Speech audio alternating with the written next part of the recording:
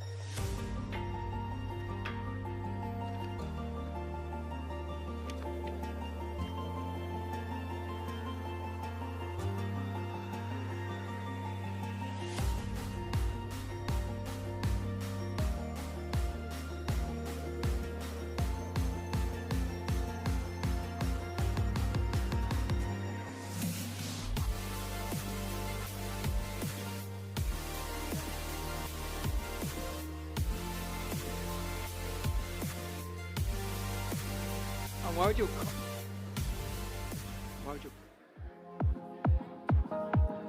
It's fine.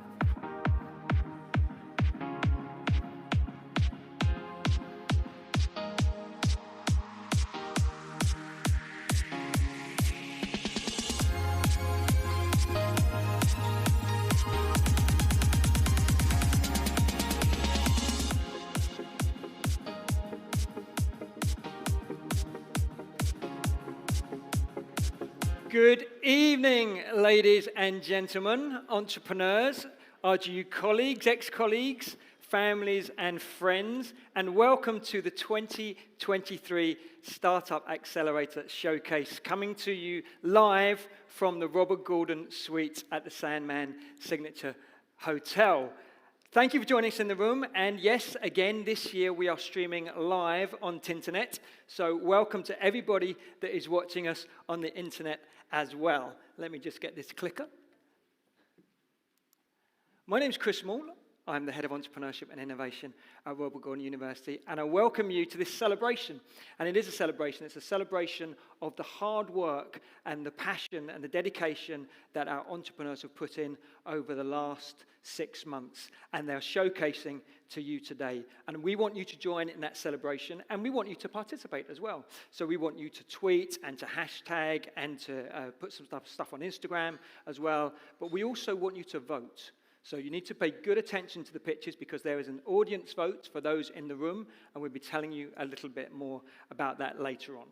Now, I think it's fitting that we have this event in the Robert Gordon Suite.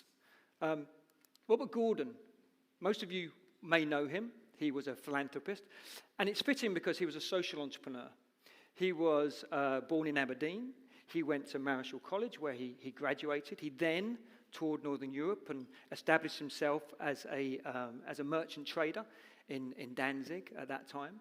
And then he returned and he gave a large amount of his fortune away. He wasn't married, he didn't have any heirs, so he gave a lot of his fortune away, and he established, and some of you know this, a hospital for the maintenance, aliment, education, and entertainment of young boys. And that has developed. So in the 19th century, that developed in 2 paths. One path was for secondary education, and that created the foundations and established what is now Robert Gordon College. And the other one was for tertiary education, and that sowed the seeds of what is now become Robert Gordon University.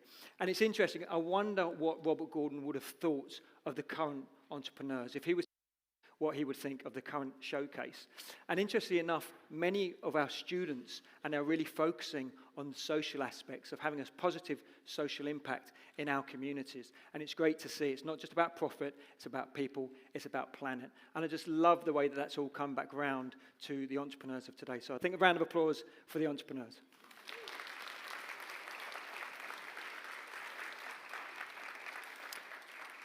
So this is our 5th accelerator program that we've had at Robert Gordon University, and our 5th showcase.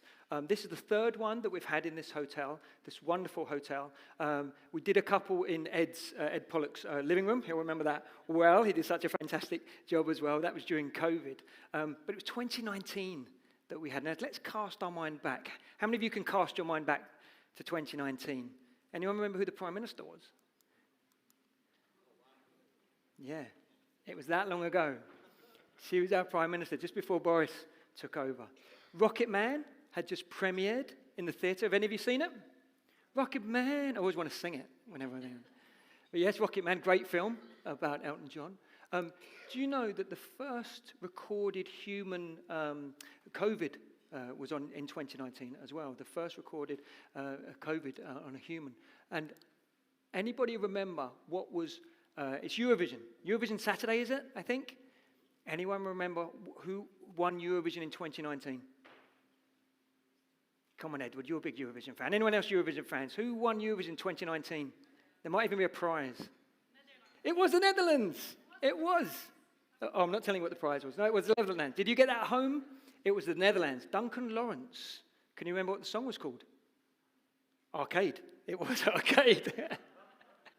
It was Arcade. So that was 2019. Now, since 2019, with 5 accelerators, we have judged, the EIG team and our fantastic judges, many of you in the audience because you've supported with the judging, 820 applications.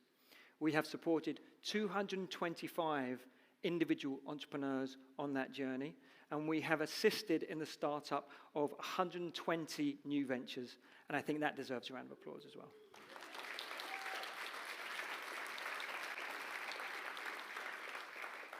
Now, none of this would be possible without the fantastic donation and partnership that we have with the Wood Foundation. So I think it's important to recognise that they funded the Accelerator programme, they're funding the awards tonight as well, and the showcase. And so we can't do this without the funding. So a big round of applause to the Wood Foundation who continue to fund us.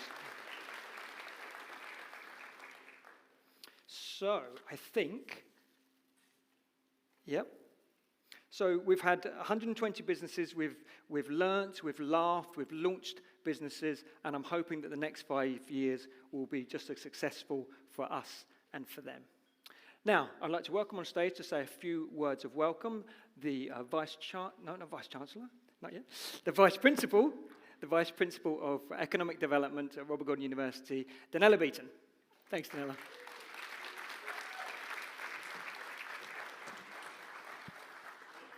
Is this working? Yes, it is.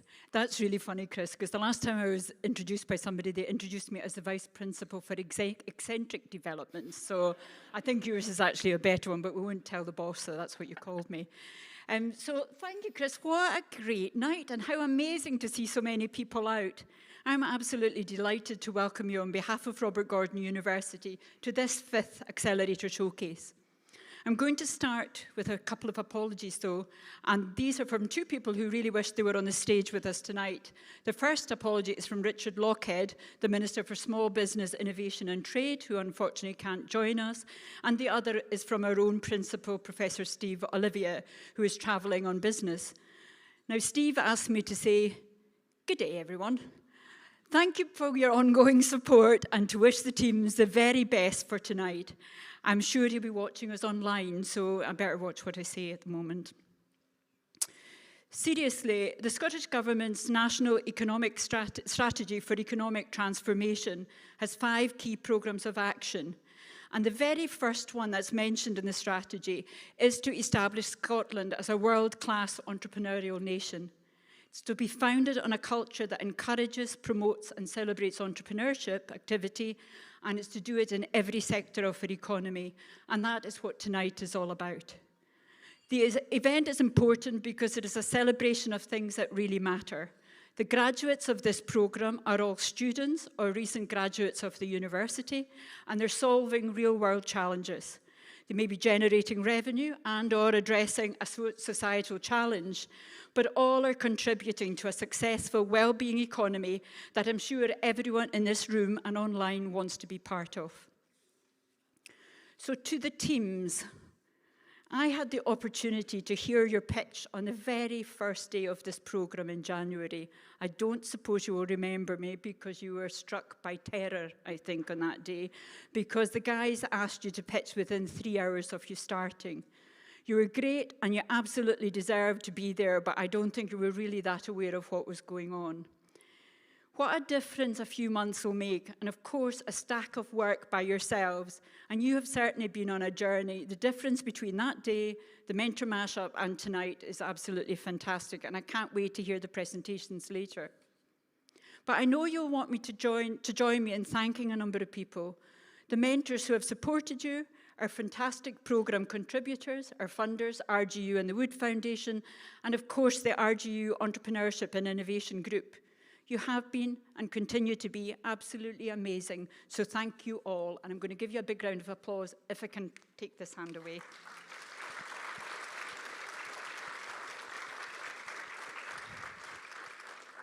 Although it's fine to sort of identify individuals to praise, it does, however, take a village to raise a child. And so I also want to recognise the work of the wider university and in its courage to run not only with this programme, but in genuinely holding entrepreneurship and economic and social development at its heart. Thank you to everyone who has had the wisdom to back these developments over the years. And we were recognised last December when RGU was a finalist for the UK Outstanding Entrepreneurial University of the Year in the prestigious Times Higher Education Awards in London. So in the whole of the UK, we were one of the 5 finalists, and we lost to London School of Economics. So we'll take that this year, but next year. But I'm also delighted to let you know that on the 1st of June, we will be in the finals of the Herald Higher Education Awards in Glasgow, recognising 3 initiatives where the engagement work with businesses and community have been very special. These are, from Robert Gordon University, the amazing street sport initiative, delivered in partnership with the Dennis Law Legacy Trust, and I know supported by many of you in the room today. An innovative health and social care planning, workforce planning and development programme with Partner Skills Development Scotland and the care providers in this region. And finally, to their work with our partners Aberdeenshire Council for an amazing programme to support women with children to consider starting their own business or enter self-employment. The Women in Business programme started less than 2 years ago, and we're already on our 5th cohort of incredible enterprising women in Aberdeenshire. So I salute everyone who's involved with these 3 opportunities. Now, it's not all about winning, but celebrating good work is important, and the individuals involved in these projects are passionate and dedicated to seeing things change and happen for the better in this region and in Scotland. So why does it all matter? The accelerator, the upskilling, the knowledge exchange, the skills programme, the graduate apprenticeships, the international exchanges, the alumni engagement, the pop-up shops in the city centre, entrepreneurship and sustainability embedded in the curriculum, the businesses who support interns, help shape programmes, deliver joint ventures and provide placements, because together we can do incredible things. If that means that one young person leaves the university with a startup business or a job that makes a difference, that one company survives, steadies and prospers in this region or in the country, that a social care provider gets the member of staff it needs to help keep it going, or indeed that that young Aberdonian who previously had little hope leaves school into a positive destination. That makes it worthwhile, and that takes partnership, it takes commitment, and it takes an entrepreneurial mindset. And all the better when we do that together at scale. The teamwork, entrepreneurial approach, the courage, resilience, and curiosity to try new things, that's what we try to do at RGU, and that's what we're celebrating tonight, and that is what we're looking for from our teams. So, good luck to the teams. Well done to you all, and thank you to everyone else in the room and online for your support tonight. It is really, really important to us. So I'm now going to hand over to somebody else who has given his apologies also, but has sent a video message. And that's from Mark Logan, who is the Chief Entrepreneurial Advisor to the Scottish Government. Mark is, as you can guess, a really, really busy man. But he has already delivered an entrepreneurship masterclass for RGU, and unfortunately, as I said, couldn't actually be here with us tonight. But he did want to send a message, which of course I'm now delighted to share with you. So from RGU, to you all, and to Mark, enjoy the night, and thank you again.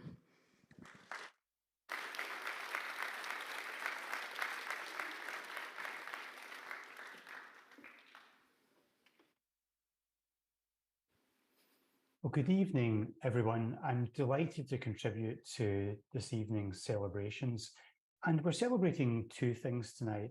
The first is, of course, the achievements of our wonderful group of graduates who've just completed this intensive program. Your achievement matters more than perhaps you realize, because it's easy to forget that every role, every job in society exists because someone at some point, somewhere started something. And if we're to thrive as a society, we need those starters. So I very much admire and salute your courage and your tenacity in getting to this point and taking your place amongst those starters. Thank you for that. And the other thing we're celebrating tonight is, of course, the achievements of this wonderful program that the university has put in place. And of course, it's only a part of a much wider, very well conceived and executed strategy to put entrepreneurship front and center in the university. And that's come about not just because of that execution, but also because of the entrepreneurial spirit that exists in the university itself, that can-do attitude that's almost acted like a startup to create this whole wonderful program. And that spirit and that execution capability has put RGU in the forefront of universities, not just in Scotland for entrepreneurship, not just in the UK, but on a European scale. And it's making an enormous difference to our future society. When we take actions like this, such as the university has taken with the courage to embark on such a program, it causes ripples through society and ripples through time, stimulating more entrepreneurs who in turn create more jobs and solve more problems that we need solved. So congratulations to everyone involved at the university. Congratulations again to our founders and our startup students and recent students tonight. And I wish everyone a wonderful evening ahead. Thank you.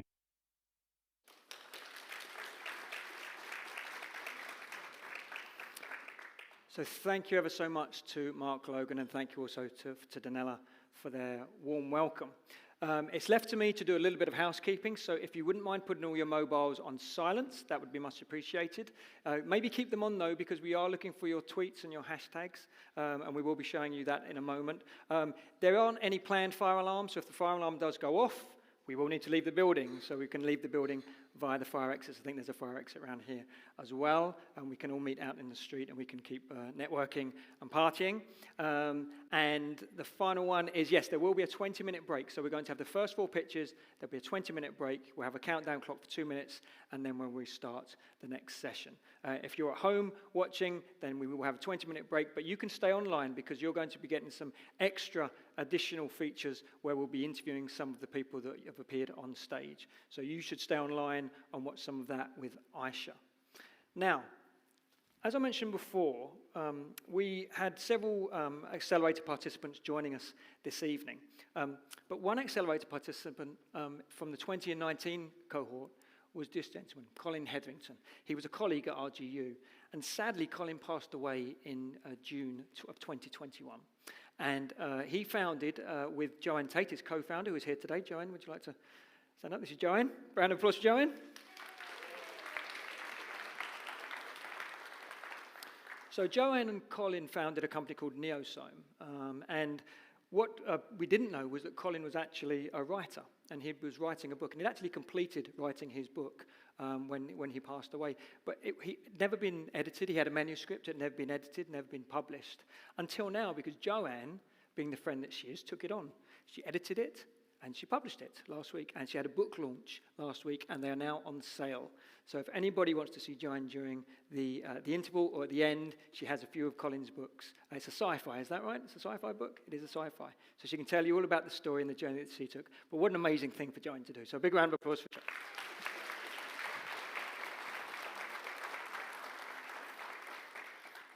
Quickly, before we move on to the first pitch, I also want to just point out these incredible awards that have been made. Now, those of you that were here last year might remember this gentleman. He's actually sitting over here, Guy Phillips. He was on our last accelerator program. He founds a company called Highland Heritage Woodworks, and we thought it'd be lovely if he actually made this year's awards. And Guy, would you like to come up and tell us a little bit about them? They're fantastic. Now, they're made. I'm not going to come too close to that because that gives some feedback. Would you like? Let me get the microphone, and you can tell us the wood that is in these awards. There we go. Guy Phillips, everyone. Big round of applause, Guy. I think before that, I would like to say thank you for Chris and Aisha for giving me a week's notice to pull these things together. Very generous. A round of applause for Chris. We had the pleasure of stood on that stage last year, and I can't thank the team enough for what they've helped Highland Heritage Woodworks and actually our hexagonal cabin called Bearscot. Anyway, as a tiny little bit of give back, we've made these awards. They're made out of 5 different Scottish local hardwoods, which are being used in the community and used in the city, and a better destination than firewood, which was a lot of this stuff. So anyway, a tiny bit of give back, and thank you for the opportunity, Chris. Thank you very much. And it's birch, elm, oak. And ash. Ash. Thank you very much. Brilliant. So yes, thank you for telling us about those awards. Big round of applause there. Now, I'm the one up on stage, welcoming everybody, but this is a team. We've already spoken about the Entrepreneurship and Innovation Group. So we have Aisha, Candace, Sally, Jer, Lucy, Dawn, 2 amazing interns this year, Cameron and Neft, who have done an incredible job. And we've been doing this for a number of years, and we just wanted to show you some of our reflections on the last 5 years.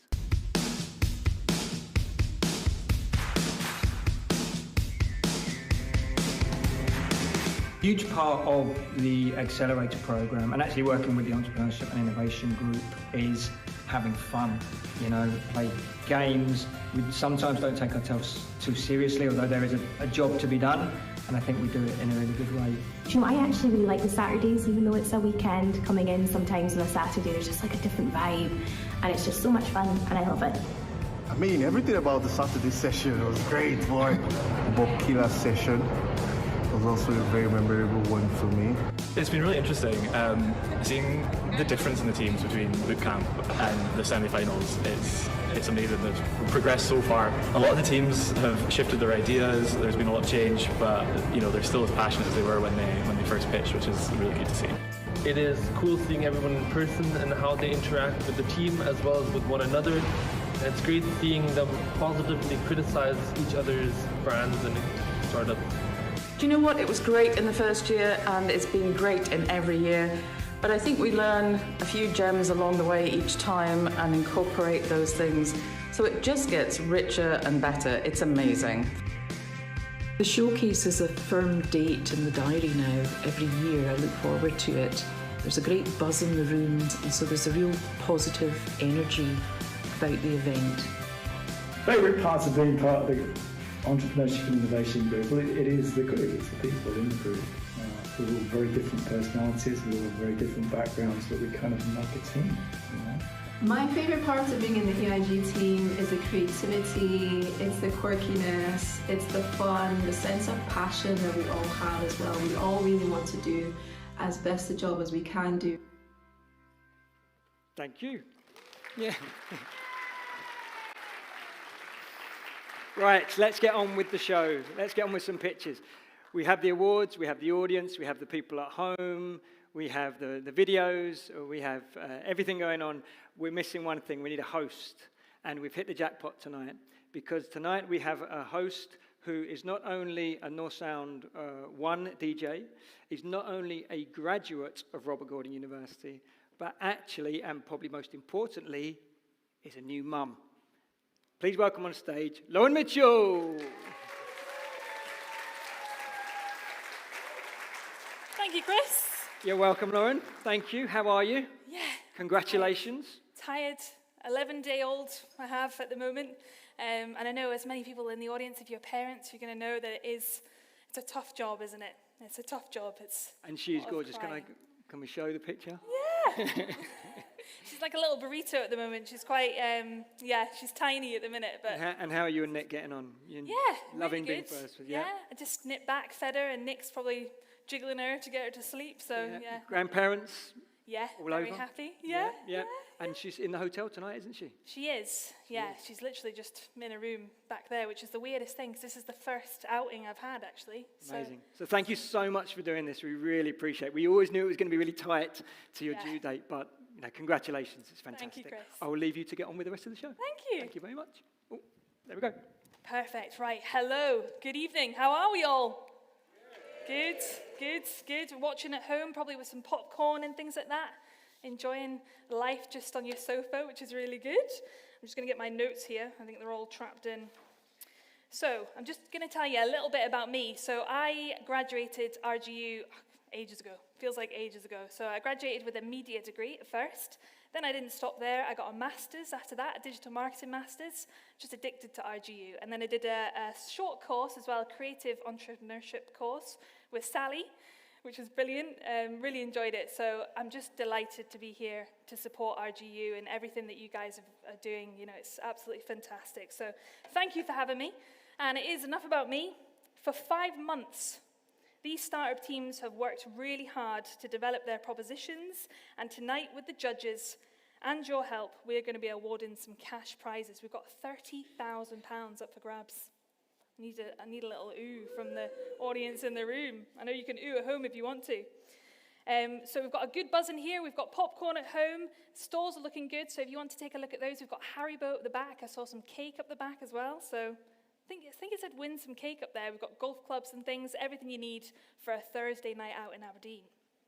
And of course, a big welcome online to you. I know we've said this a million times, but thank you so much for watching. We're in Qatar at the moment, we're in Mexico, we're in Japan, so it's really good to have you online and supporting as well.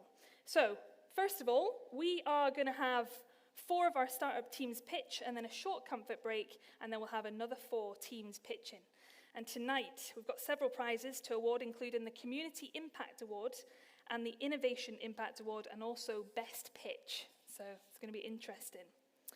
Now, we have our judges, lovely judges. Can you each stand up? I'm going to introduce you. Okay. So we have Donella Beaton, who you've already met, Vice Principal of Economic Development at RGU. Give a big round of applause. We have Jeanette Forbes, who is founder of the PCL Group. Big round of applause for you.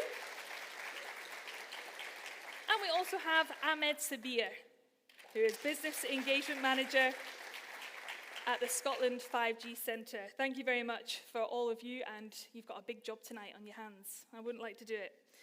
The other prizes up for grabs tonight include the Extra Mile Award and the Best Stand Exhibition Prize awarded by the EIG team. So that's going to be good. We're not going to be finished there, though. The audience in the room, this is an important job for you. You have got the Audience Choice Awards. So keep watching, because you're going to have to vote for somebody. And this is going to be very interesting. And if you need the Wi-Fi password, by the way, it's just the guest, Sandman Hotel guest. You just need to put your email address in there. And we will be sorting that out. So don't forget, we have also the social media side of things. So if you'd like to hashtag, then hashtag RGU Startup Accelerator if you can. And we'll get you a little shout out later on. So Instagram, Twitter, Facebook, wherever you are, just give us a wee hashtag and share everywhere. Share that we're in the room tonight. So, are we ready for the pitches to start? I think we're all excited, aren't we? Excited in the crowd. Okay, so it's going to be hard because this is the first person up, and I hate going first. So we're going to have to give them the biggest round of applause if you're in the room tonight. Please welcome on stage Kirsty Main and Amy Davis from Altero.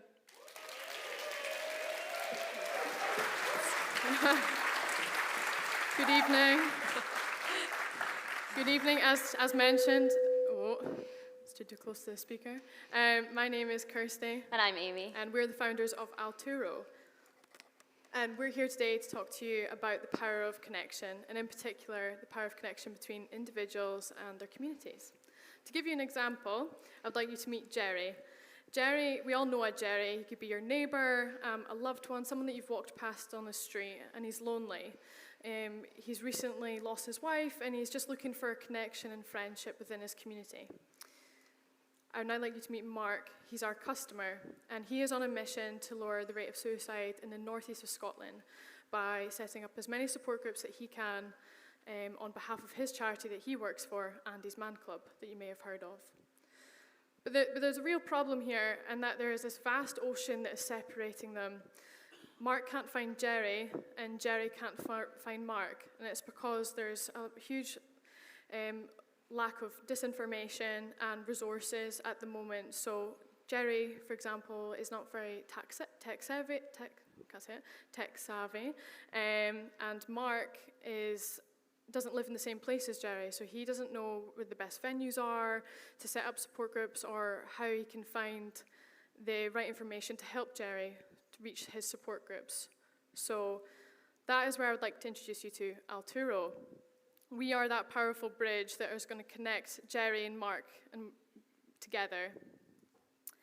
And the way to do that is that we offer a centralized place for support. So on the surface, we offer a place where people like Mark can showcase their support groups in one place, so that we have a variety of groups. So it doesn't even need to be mental health related. It could be Alcoholics Anonymous, or for Lauren, it might be a new mums group. So it's just one place that people can go on and find support really, really quickly.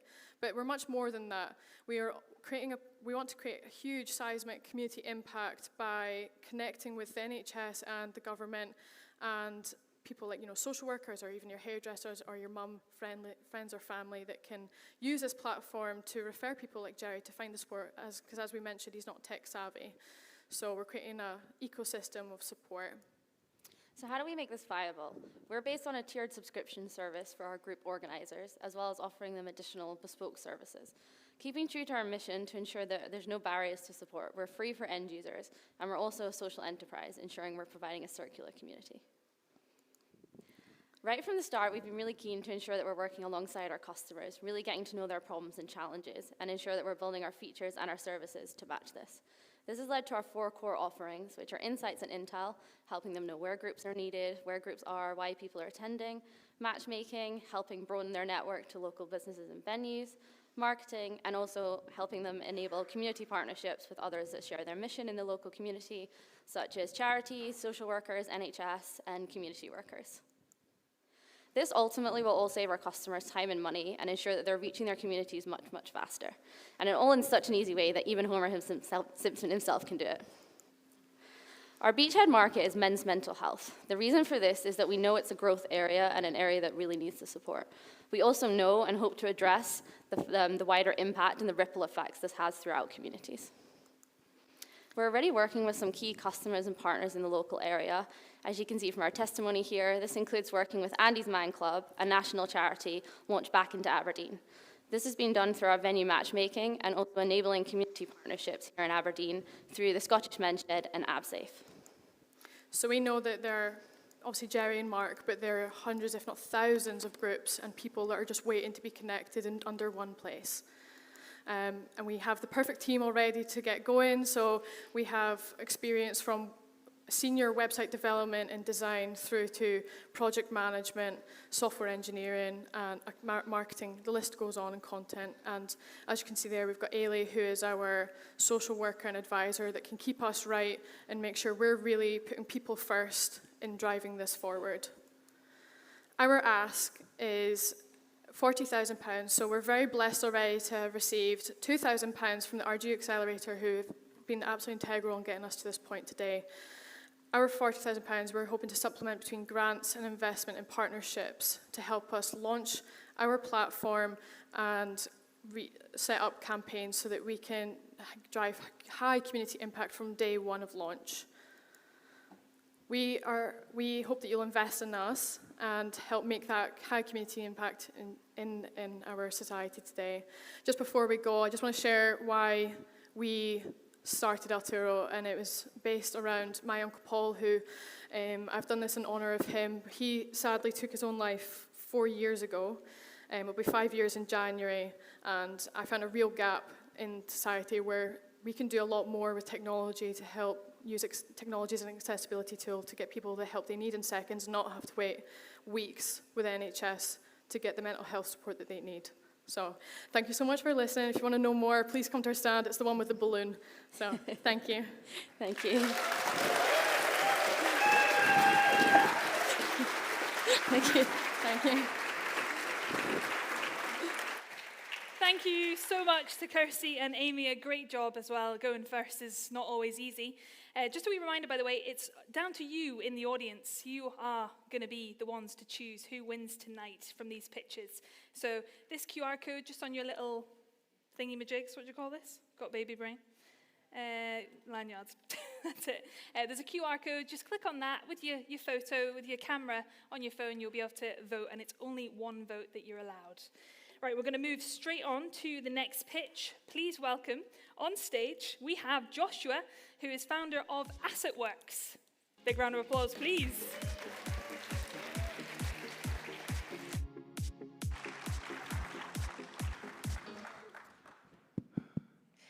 Good evening, everyone. My name is Wissam. And I'm Joshua, and we're part of AssetWorks. We are aiming to be the missing piece for your creative needs. We forgot the clicker. So both myself and Joshua studied architecture at RGU, and although we may look presentable now, that was far from the case when we had submissions. So this was around last year. I was looking for the assets that we needed for our final submissions, and as you can see, we look quite stressed, and one of the main reasons for that is we were looking for assets such as CAD blocks. So what is a CAD block, and more importantly, what's an asset? So a CAD block is a 2 or 3D digital object, such as chairs or tables and people or cars, and we use them to help populate architectural drawings as a way to save time and maintain consistency throughout our files as well. Yeah, so something... It's not working. Oh. Something like... Some technical issues. Yeah, anyway. So if you were in our position and you were looking for the right assets, what would you do? Would you A, spend hours looking for assets and then hours again editing them? B, spend a pretty penny for one asset which can easily get corrupt or lost? Or C, just give up and accept your impending doom? So as you can see, these aren't the best options for most students, and there are around more than 18,000 students in the same predicament in the UK alone. And the main reasons for this are it's very time-consuming looking for the correct assets, and it's kind of exacerbated by poor searchability and assets being located on quite unsafe websites. There's also the assets are available at quite low quality, and they're kind of basic and very inconsistent in terms of styling, and they don't really let you edit them to your creative needs. And also, if you do find the correct assets, they're usually quite high, which is quite unaffordable for most students, and definitely increases the disparity between those who can and those who can't afford high-quality assets. But of course, don't just take our word for it. Here's what a former architecture student, Temi, had to say. CAD blocks are really hard to edit or change. It's a long process on CAD, and it doesn't always fit your personal style and project look. So why don't we offer people like Temi another option? So we'd like to introduce AssetWorks. AssetWorks is the missing piece for your creative needs, providing architecture, engineering, and design students with a content-rich library of assets. Our high-quality assets are made by designers for designers, and so they're simple, they're clean, and they're easy to edit. And on top of this, each asset will have multiple file types. So this gives students the flexibility to use one asset across multiple softwares like AutoCAD, SketchUp, and Photoshop. Our market is students and universities, but we're also hoping to market to individual architects and practices later on as well. But the best part for students is that we aim to partner with universities so that students don't have to pay a thing for the assets that they need. So, according to the Royal Institute of British Architects, or RIBA for short, there are over 60 RIBA-validated courses in the UK, and that means around over 18,000 students as of 2021 studying architecture. And this number, based on current trends, is expected to rise to around over 24,000 in the 2023-2024 academic year. And that number does not just include architecture students. There's also architectural technology students, design students, as well as those in engineering courses. So our plan for the next 3 years is to develop a minimum viable product with potential users and trial this at key universities. And then we aim to pilot a paid beta to at least one university, and by year 3, have 10 universities using AssetWorks. And then we'll start to expand to smaller practices as well. So to do all this and begin our journey, we're looking for an investment over the next 3 years, £250,000. That will help us to cover the cost of cloud solutions, as well as hiring full-time designers, and also to market our offering, as well as designing and maintaining our platform. And of course, every puzzle isn't complete without the right pieces. We've got a diverse group of young professionals with the right skill set, which we think will help AssetWorks to become the first name in educational assets. So yeah, thank you for listening. We hope you would like to support us in helping students find a missing piece for their creative needs. If you would like to join our journey, we'd love to speak to you. We are at the stall next to the balloon. Thank you so much. Thank you.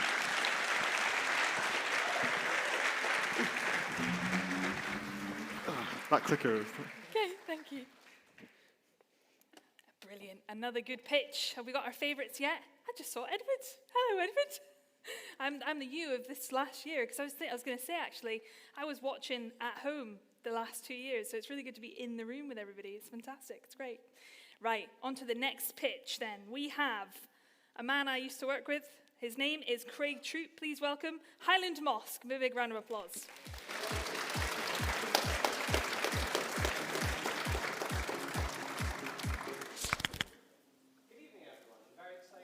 You our vision for Highland Moss, a houseplant shop that makes indoor gardening easy, enjoyable, and accessible. My name is Craig, and together with my partner Pamela, hello, we are on a mission to revolutionize houseplant retail.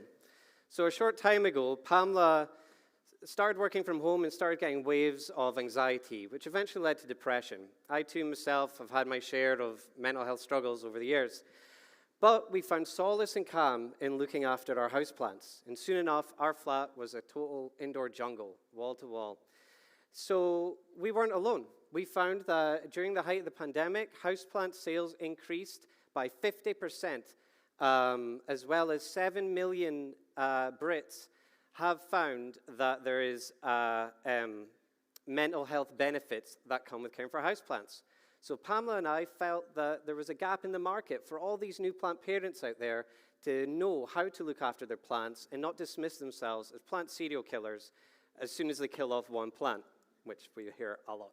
So we have many innovative solutions that we've came up with. We have QR codes, which you might have seen if you managed to score a free plant from us, which will take you straight to our care instructions online. We've also gone further, and we've created a plant hospital, and anyone, you don't even have to be our customer, can get in touch with us, and for free of charge, we will give our expert advice, building trust with everyone that contacts us. We've also created Mossbot, our AI assistant, available 24/7 throughout the site that will give you instant answers for any question you have, or even just a chat. So we have a shop now that we opened in January 2021 on Constitution Street, and we hope that when you enter, like so many customers before you, you will tell us that this is your new happy place. And you'll be welcomed by our lovely shop dog, Noel, too. At highlandmoss.com, we have over 10,000 unique monthly visitors, as well as a 4.4% conversion rate. Our site is fast, responsive, and easy to use. We believe in more than just Being a retailer, we like to give back to the community. This year alone, we've donated over £800 worth of unsellable plants to local charities and schools, giving back to joy to those who need it the most. We also host regular workshops where you can come in and make your own masterpiece, and we're available on all these major social media channels with over 5,500 followers on Instagram. You might have guessed, we do offer more than just houseplants. Our moss products are made by ourselves with moss that we pick ourselves in the local area in agreement with local landowners that we do sustainably. We have an amazing range of products, and please come find us to learn more about all of them. So in terms of the global economy for the global market for houseplants, there's currently valued at $18 billion, and it's going to skyrocket right up to $26 billion by 2029. This is due to increased urbanization as well as a better understanding of everyone of the wellness benefits that houseplants can bring. We believe that we've positioned ourselves in a great way to be able to, I want to say capture, but it sounds like we're abducting plant parents, but we want to encourage more new plant parents to come find us, and we will be able to build their trust and join them on their journey as this market increases. In terms of our own sales, in the first quarter of this year, we've seen a 30% increase compared to last quarter. We're really proud of this, given the cost of living crisis, as well as during the slower winter months as well. We project that we could reach £200,000 in revenue this year if we continue this trend, and also if we get a little bit of an extra help with investment. Now, we have a growth strategy, a little bit of a roadmap in place. This year, we're going to advance our marketing strategy, launch our newsletter, get more awareness. Thankfully, with the Accelerator, we've been able to really shape all these ideas we had into like a coherent message. And we are going to be able to market this in a much better way. So that's going to push us up a little bit. In the next year as well, we're going to work with Nature Scott, the Habitat people from last year, and learn more about our moss and how we can source it sustainably and begin growing our own moss to be able to take that over in the future as well. Eventually leading to opening the Highland Moss Centre in 2025. This is also when a recent Mintel report declares that there will be a sudden surge in UK interest in growth in the market. The Highland Moss Centre will have dedicated workshop spaces, walk-in plant hospital, coffee shop.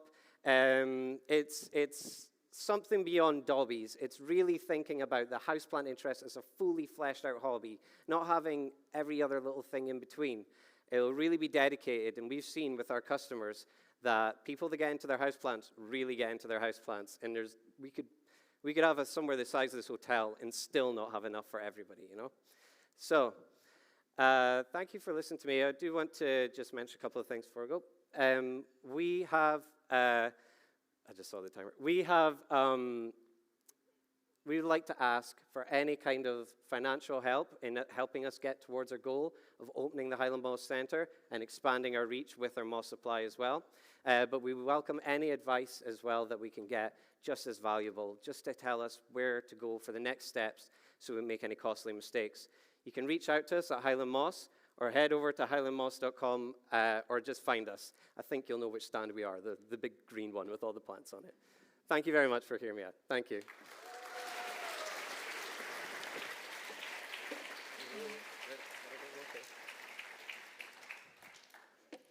Amazing. I was just thinking there, actually, it's quite a good thing to have, isn't it? Because just yesterday, a plant of mine died in the house. It just kind of flopped over a little bit. So something to go online, because I have no idea what it's called. It's just, it has an actual name, like a human name, but it doesn't, I don't know what it is. So it's good to have that, isn't it? A little plant hospital thing online. So thank you very much, Craig. Highland Moss, well done. We're going to move on then. We're going to go from moss to the greens of the golf course. So last team up for this session, before we take a wee break to stretch your legs and things, please welcome on stage Stuart Wright from Members Guest.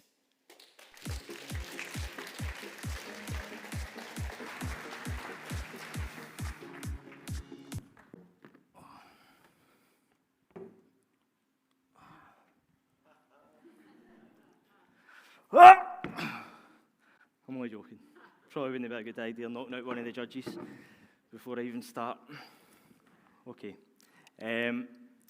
So in my 20s, I had no interest in golf whatsoever. I had the same opinion as Billy Connolly, it was a waste of a good walk. Then I took up the game in my 30s.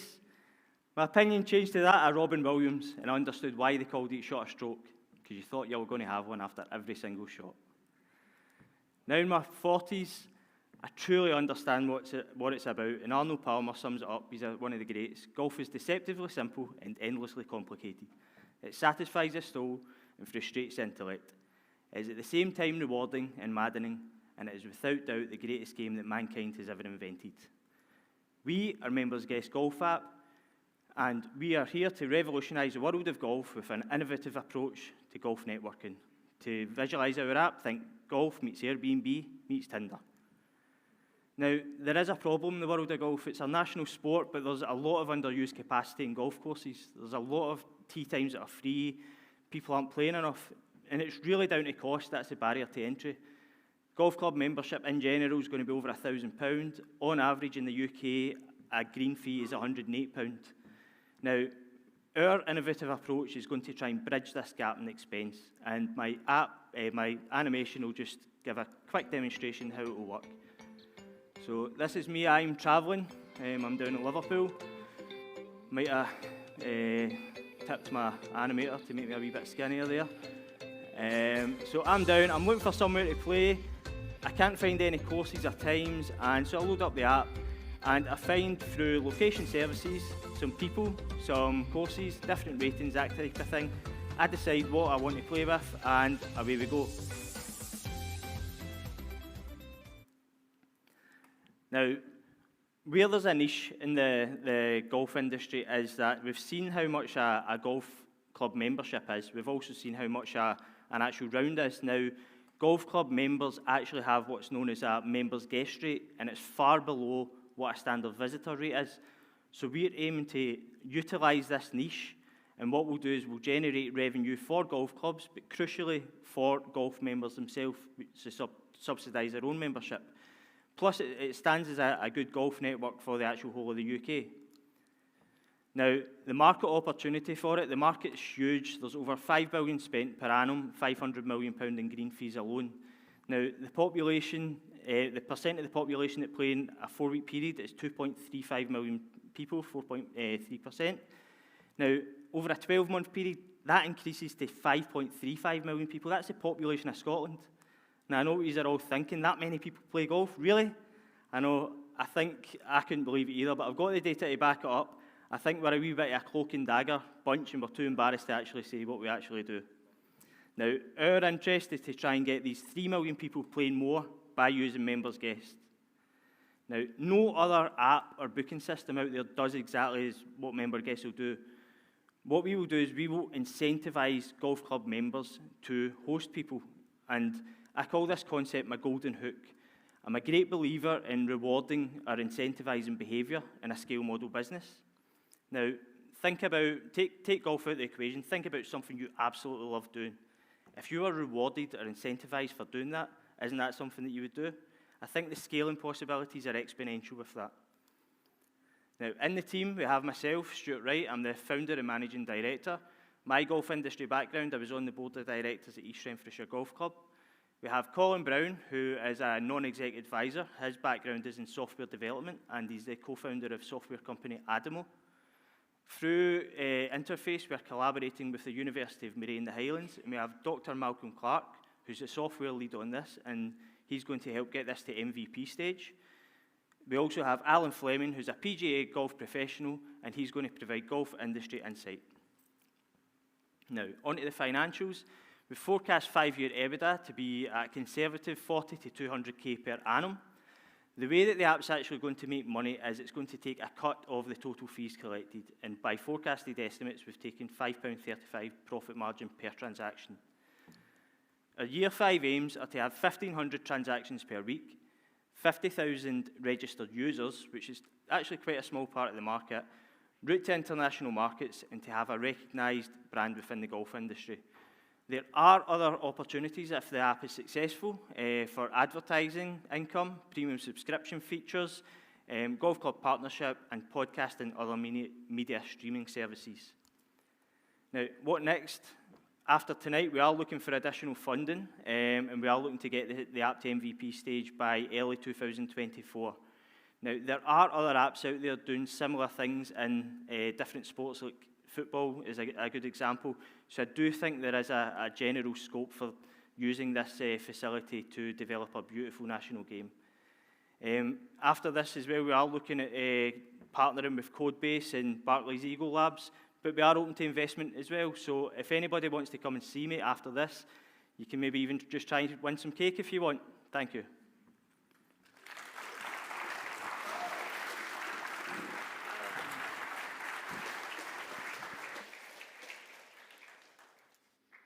Brilliant.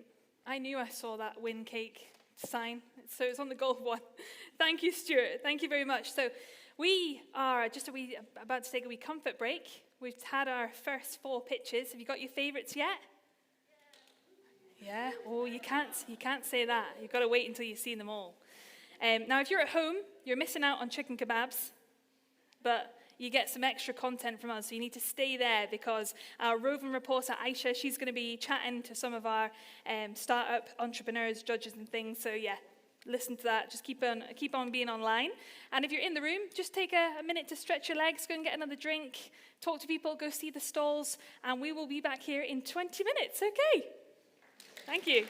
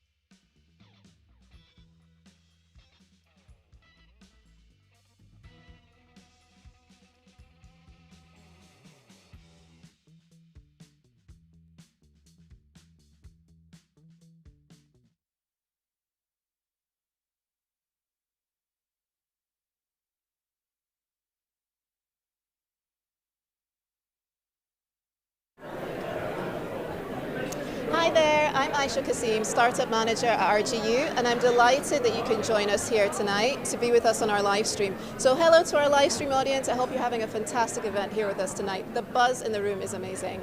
I'm delighted that we can also be joined tonight by our judge, one of our distinguished judges, Jeanette Forbes, OBE, and she's a distinguished businesswoman, great charity supporter, passionate charities philanthropist as well. And we're just going to speak with you for a few minutes, if that's okay, Jeanette. Sure, no problem at all. How are you feeling this evening? Are you okay? Great. Energized by what's going on in the room. Completely energized. Absolutely. It's quite a buzz. Yes, it is. Absolutely. It really is. Yeah. We're delighted you can join us because we know you attended also our mentor mashup, so it's fantastic that you can be here just a few weeks later to see the main event, so to speak. Sure. Yes. Absolutely. Absolutely. So speaking of passions, Jeanette, I know 2 passions are really close to your heart. It's supporting women and also impact work as well with your charity work and things of that nature. With that in mind, what would you say of tonight's proceedings and the startups you've seen so far in the Accelerator?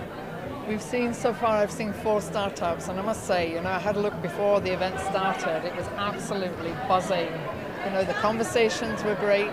People were talking about things that they were going to be doing, and I've been really inspired by what I've seen so far. There is so much energy in this room. I wish I could bottle it, if I could bottle it and sell it, it would be great. But the most important thing for me is about seeing where the young entrepreneurs coming through. There are so many great initiatives here, and with the support of RGU, we need this in order to take our next level of entrepreneurship. Absolutely. And that brings us to a very core piece here. So there might be people tuned in today that actually might be thinking about coming to the Accelerator program, interested in entrepreneurship. Do you have any tidbits for those people that may be watching online or anybody in the room that might be interested in terms of your own business journey, would you say? Absolutely. I was 40 when I started PCL Group, and I really didn't know what I was going to be doing. I was made redundant. I had £100 in the bank and decided that I was going to take the big leap of faith. And it was a huge leap of faith. But I've never looked back. In 23 years, I can honestly say that this journey has been absolutely astonishing and astounding from my own personal development, etc. So there is a lot to be gained by someone that, like me, took that leap of faith. You can do it too. There's absolutely no barrier. No barrier. Yes, absolutely. And I think we're quite fortunate, especially in the northeast of Scotland, to have the support that we do have for entrepreneurship and economic development. Would you say we have a little bit of an advantage maybe compared to other parts potentially of the country with everything we've got going on locally, the access, the support that people can get? Would you say encourage people to take advantage of that? Without any doubt. When I started, there was very little support, very little things that we could actually get involved in. There were little places to go to. Now there's so much support, so much mentorship that's out there that you can tap into. So many places that you can go for advice and realization. It's so important that we actually do this. So for me, it's about, we're in a great space and we can only encourage our next trail of entrepreneurship as it comes through, and that is vital, absolutely vital to grow this economy. Absolutely. So absolutely with your own background, the PCL Group, IT technology service providers and whatnot, and you're also got Grape and Grain and the fantastic things you're plugged into the portfolio. Any sort of just maybe your top 2 tips that you would give for advice for anybody who might be watching tonight, or in fact anybody in the room? If you have any inclination about doing anything for yourself, creating your own business, creating a startup and growing it, go ahead and do it, because you'll look back, and if you don't do it, you'll regret that time. Secondly, it is the most amazing journey that you're on, and you never take anything for granted. But if you work hard and you're dedicated and you have a great team supporting you, anything's possible. And I think that's the real key here. And RGU supply a great and absolutely fantastic support structure which will help you to make those decisions and take things forward. Brilliant. Thank you so much, Jeanette Forbes, for being able to join us tonight. Not just for this interview, but in fact being one of our distinguished guest judges as well. So we're really interested to hear the feedback that you have for our startups a little bit later on this evening as well. Thank you so much. Thank you. Thank you so much. Thank you. Thank you. Great. Well, thank you so much, Jeanette. We'd like to now welcome on our next batch of interviews. I'm going to welcome back Craig Troop, who you noticed was from Highland Moss, who's also pitched just now this evening. Hope you're feeling a bit decompressed. Yeah. Yes, absolutely. And also Colin from our alumni team over at RGU. So we're really delighted both of you could join us this evening.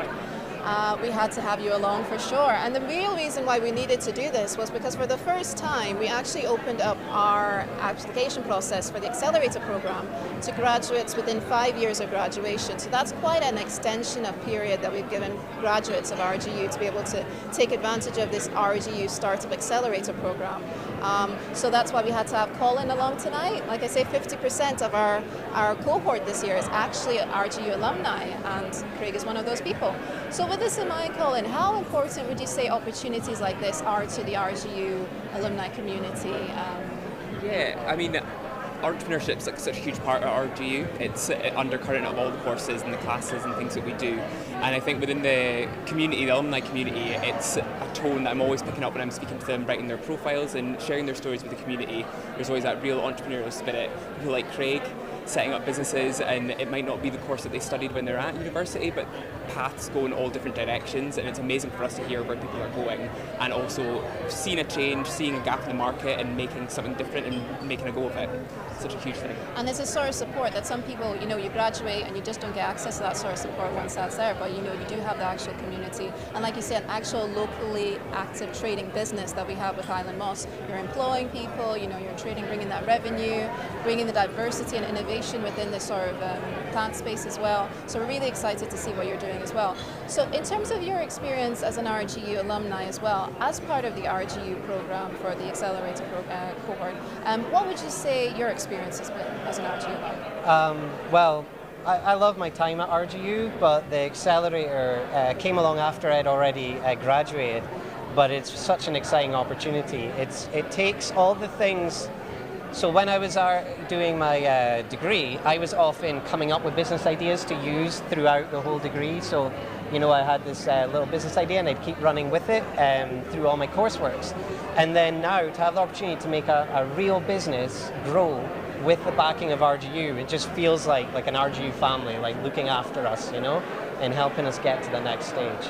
Which is actually a really important piece. So it's almost as if while you were studying, you learned certain skills, and then you graduated now, and now the Accelerator program has put those skills into practice in a sense. You were already having your business before, but a program like this can really help that development of the business when you're actually actively trading once you graduate as well, and you're running your business full time. Because you and Pam are full time with your business, aren't you?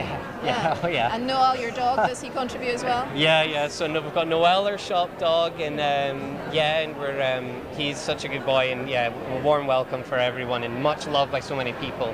Can I mention a little GoFundMe? Sure. Why not? So we have a little GoFundMe running just now because Noel needs a MRI scan next week, and we've had an amazing response.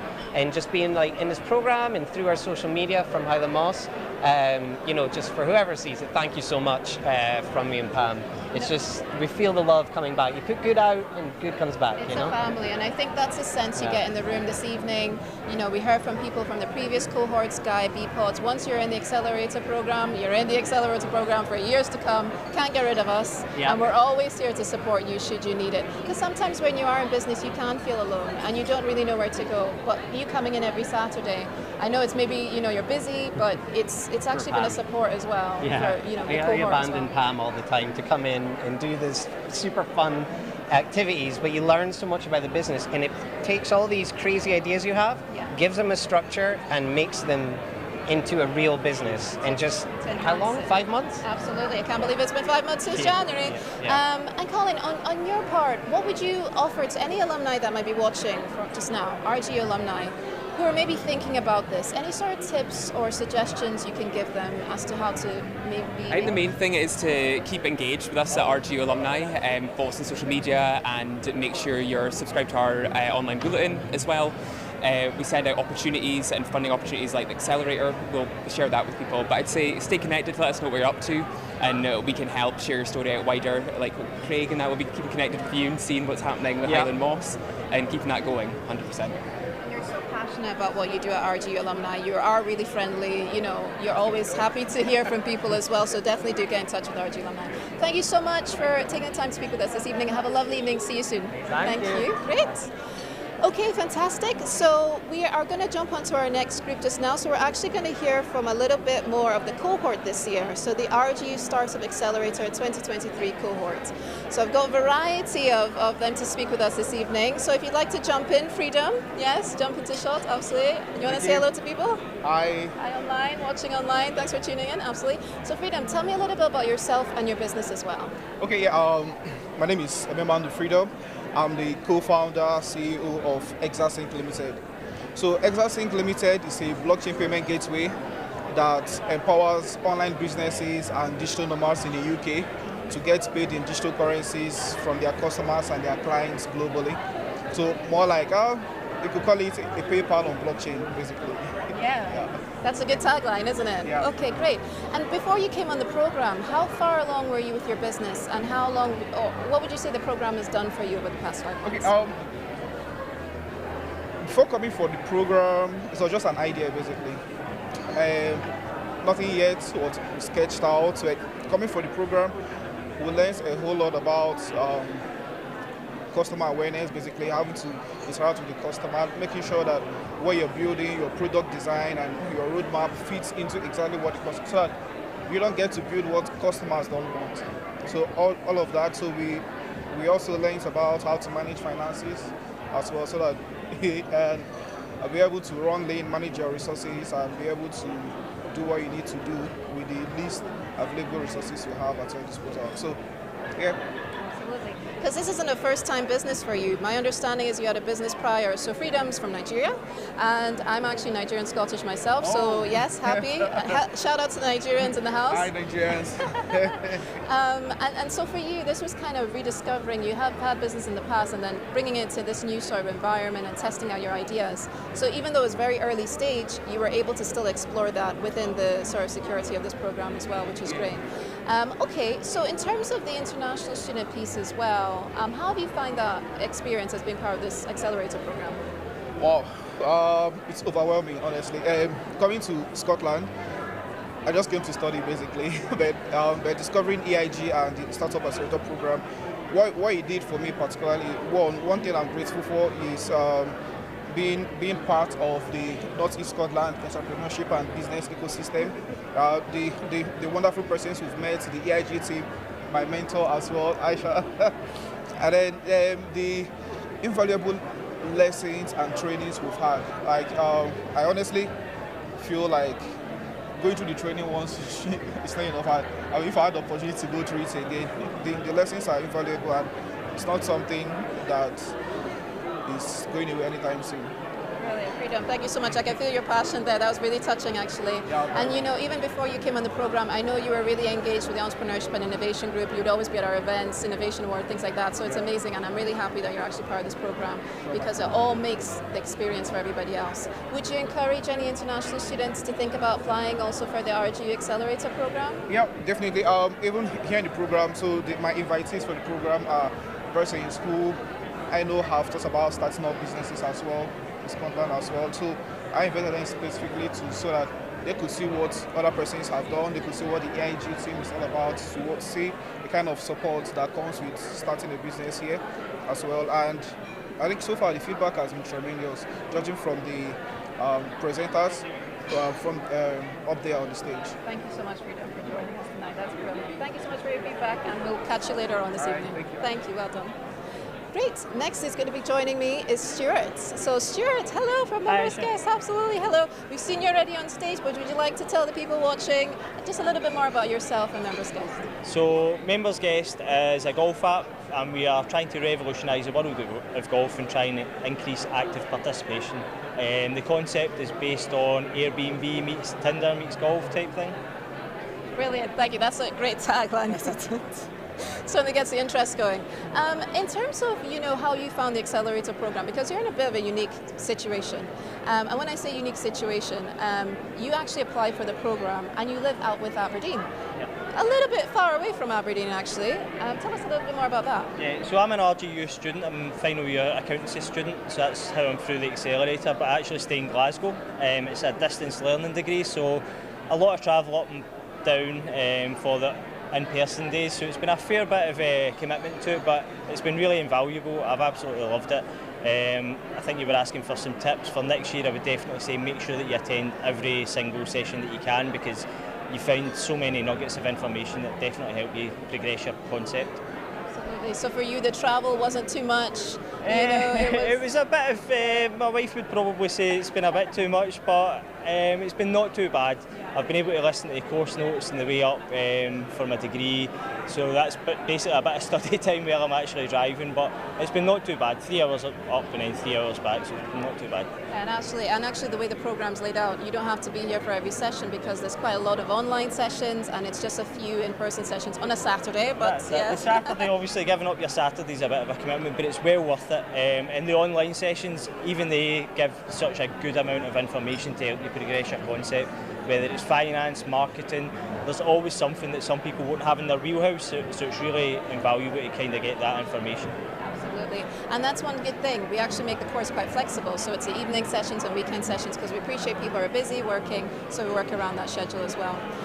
What would you say is your highlight? I think I'd like to know what your highlight of the program was, and you probably guess what I'm going to say. Pitch. I actually have never done a pitch before in front of an amount of crowd like this, and as nervous as I was and as dry as my mouth ended up, it was really fun doing it, and I'm happy that I done it. And You did a fantastic job. You should be very proud of yourself. I was very impressed with your pitch, so well done you. I'm excited to see what Members Guest does as well. I thought you were going to say the cash flow game, because I just remember we played a cash flow game during the program and it was fantastic. I just remember the beam on your face, and because you'd actually studied in that field, do you tell us a little bit more about that? Because I'm doing accountancy and I do like numbers, and it is obviously in my kind of my skill set. So yeah, I really enjoyed that day, and it was really good fun because it was gamified and it made everything really fun. It wasn't just all about books and accounts. It was really about a kind of making it a successful business. It was a bit kind of apprenticey, so it was really good. It's definitely kind of apprentice. Shout out to the apprentice. We've all been on the apprentice, haven't we? Great. Okay. Well, thank you so much, Stuart, for joining us. I will see you later on this evening. Okay, thank you. Thank you. Tara next is going to join me from Birch Blossom. Would you like to jump in, Tara? Great to see you this evening. Everyone. Yeah, thank you very much. It's always lovely to see you, Tara. On our online sessions, Tara's always the first person in, always good to go. Tell us a little bit more about yourself, Tara, and Birch Blossom. Yeah, my name's Tara Murray and I'm the founder of Birch Blossom Project Consultants. So what we do is we provide project management support for community, climate change and sustainability projects.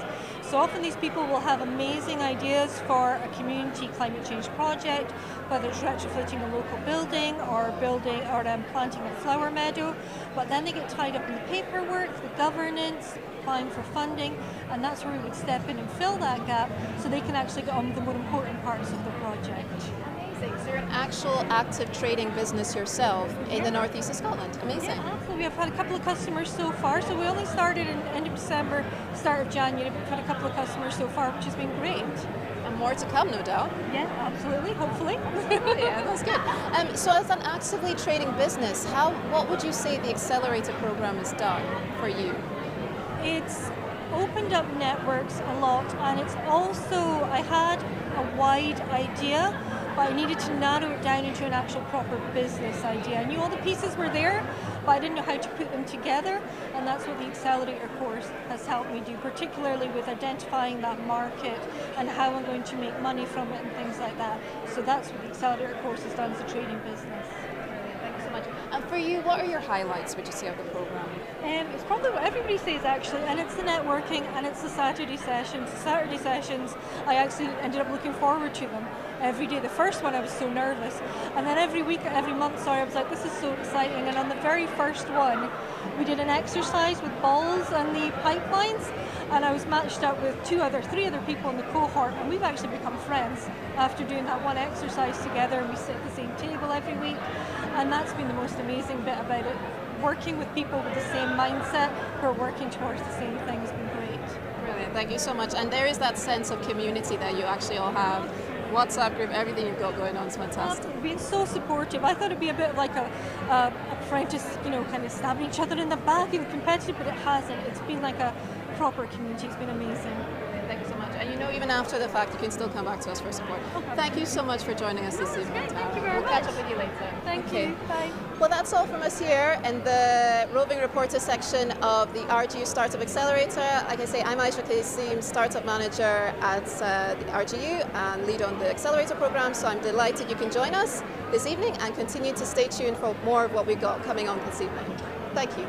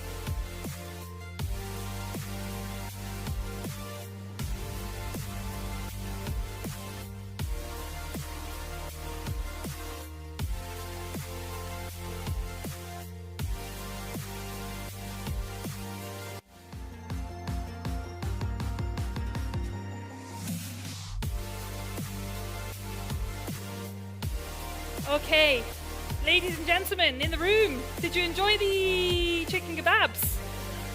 Yeah, from the front. Meaty, meaty, good. I hope you at home are back on your sofas with your popcorn and you're ready to go for the second round. Are we good to go for the second round? Yeah? Okay. Some people running in here.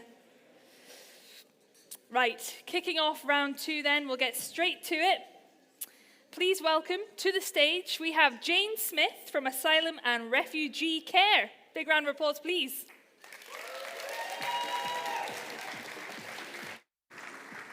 Thank you.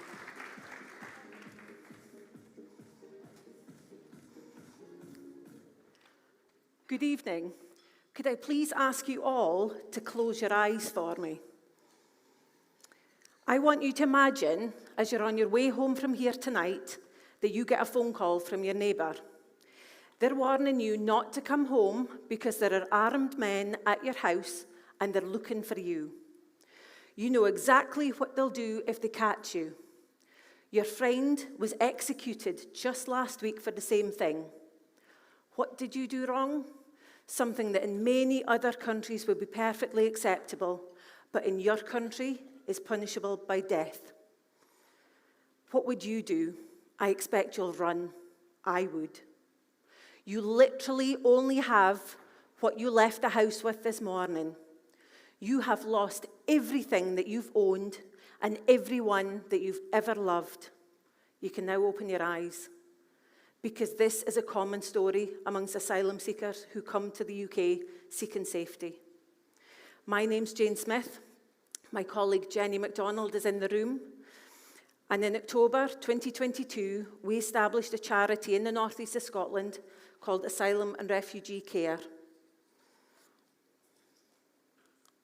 This time last year, we were introduced to a large group of asylum seekers, and they'd been living in Aberdeen for 6 months over the winter. We met over 100 gentlemen who had really poor mental health and their basic needs were not being met. Most had no socks, no underwear, some had no jackets and no shoes. They receive only £9.10 every week to cover these basic essentials. They're living on the bare minimum and they desperately need support. When an asylum seeker arrives in Aberdeen, because we've seen it, they come with a tiny little carrier bag of belongings because that's all that they own. ARC identifies and supports survivors of human trafficking and exploitation. We partnered with other organisations to offer specialist trauma support. We ensure that all new Scots feel welcome, they feel supported, and they have their basic needs met in order to help them integrate and start giving back to their new communities. We offer person-centred support. Do you need help with converting your qualifications? Do you need help getting permission to work? We can help you so that when you get a decision on your asylum claim, you're ready to start working. Do you need a Bible written in your home language? Do you need a prayer mat? We can help you. Do you need someone to hold your hand at the doctor's because you are too traumatized to go alone? We can, and we will help you. ARC is led by the experiences and the voices of those that we support in order to ensure value for all the new Scots that we welcome to the North East. Aberdeen's now an official dispersal area, which means that we've now got houses across the city. We've got one hotel at present, and this month, but another 2 are going to open, and we've got more in the pipeline. We know that by the end of this year, we'll be supporting at least 800 new Scots in the North East. Our charity, we are unique. Glasgow has been an official dispersal area for over 2 decades, and they've got no organisations like ours because we offer holistic support. If we encounter something that we've never experienced before, we research it, we find an answer, and then provide the best support possible. Aberdeen's got no other organisation specifically offering support to new Scots. Indeed, that's literally why we established our charity. At the end of April this year, we were awarded registered charity status. So we're delighted by that because that's going to give us greater protection, greater status, and it's going to enable us to access additional funding opportunities as we prepare to get ready to fund our first full-time staffing member. In only 6 months, we have accessed over £15,000 of funding that's gone directly to support the people that we help. We're going to be mainly reliant on funding and grant opportunities. We know that, but we're also looking at how we can develop our own income streams. We'll do this by offering training to other organisations. We'll have student placements. We'll look at corporate sponsorship, and we'll also do some fundraising. Now, how can you help? How can you help these individuals so that they can start contributing to our society? Can you consider corporate sponsorship? You can see on the slide behind me what a financial donation can do. £10 is going to buy enough socks for 10 people. £100 is going to buy underwear for 20 people. £1,000 will mean that 100 individuals who come from countries that have no internet access will be able to call their families and let them know that they are safe. £10,000 would buy us 1,000 pairs of shoes. I honestly can't tell you how difficult it is to get donated footwear, and we can't have individuals wearing flip-flops in Aberdeen in the winter. You can also clear out your wardrobes for us. I'm standing here looking at all these men, and I'm thinking, we need male clothing. We continually need supplies of male clothing for all our new arrivals, because they have only what they come wearing. Everyone can help in some way, because collectively we can make a real difference to the lives of our new Scots. You can see up here we've got our Amazon wish list. We've got cards with the QR code as well. Please consider helping us. Thank you.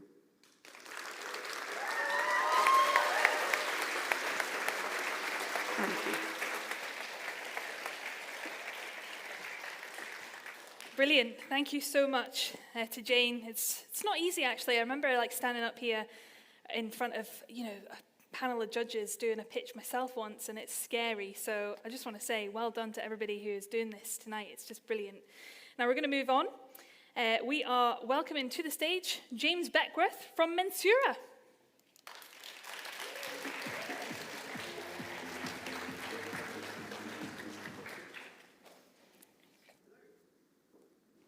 Right. Hello. My name's James Beckwith. I'm here to talk to you about Mensura, so welcome. Well, what I will do in terms of talking about Mensura is I want to tell you a little story. I'll tell you a story about a chap called Philip, who's one of our customers. So before I get onto that, though, I would like to talk about who we are. So my name's Jim. I am a quantity surveyor. If you want to know what a quantity surveyor does, think about an accountant for the construction industry. So we deal with all the financial aspects of building buildings. So as I said, my name's Jim, James Beckwith. I have founded Mensura with Doug, who's in the audience. He's waving at the back. We're both quantity surveyors. We're both very highly qualified. We have a lot of experience in industry. We've worked with large organizations, large consultancies. And what we've done is we've looked to take that experience that we've had to date and distill that down for a smaller market, an SME developer market.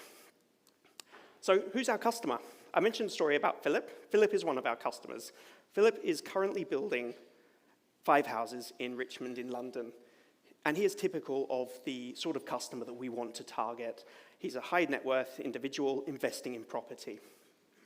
We want to be working with residential developers. We want to be working with commercial developers on projects in the order of £1 million to £5 million. That market in the UK is worth £10 billion annually. QS fees associated with delivering those projects is about 1 to 2%. So we're looking at a potential market in the order of £100 million, £150 million in terms of fees. So it's a significant market, and it's a contributor to housing in the UK. Philip has a problem. Philip doesn't have access to high-quality services.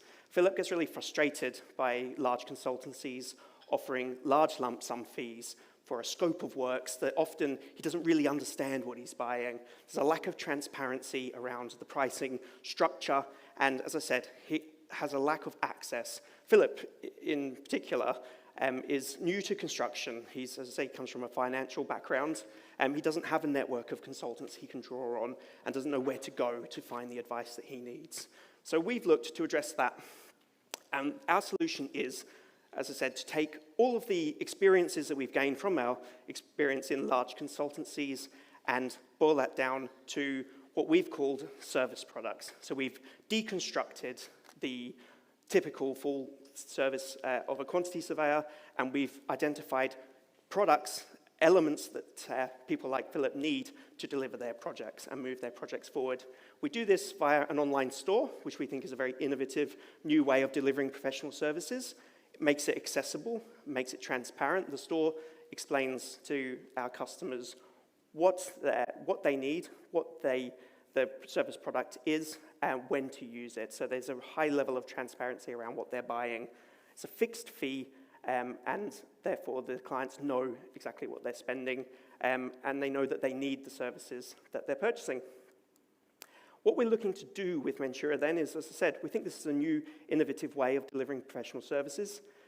We think our model is scalable. So every service product that we've identified, we have a process behind that, and that's part of our QA process.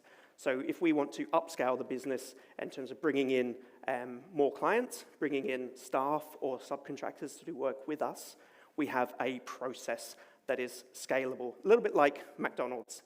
McDonald's have a process, and everything is the same. So wherever you go in the world, you go to McDonald's, it's always the same. Our process behind our service products, no matter what service you buy from Mensura, and no matter which surveyor delivers the services, it should all be the same. We have an ambition to expand, obviously, in the UK. We also see that this type of model could work in other countries. Both Doug and I have experience working in Australia, and we've seen very similar kind of frustrations from clients and very similar experience from the clients there. We've been going since January. We started the business as we started with the Accelerator program. We have 5 or 6 clients. We have a number of projects already on books. All of our startup costs are paid, and we're in profit. We're looking ahead at a fee income in the order of perhaps 200,000 with the projects and the opportunities that we have on the table at the moment. What we're looking for is help getting our message out. We need more Philips. We want to get our store in front of people like Philip. We want help with the social media element of the marketing because our target market is typically quite young, very social media savvy, and very tech savvy, and we need help to get that message in front of them. Perhaps also referral marketing and some speaking gigs to ensure that our message is out in front of the right audience. And if you want to talk more about the construction industry or quantity surveying, we're at the back. So feel free to come and talk to us. We have the Lego houses. So thank you.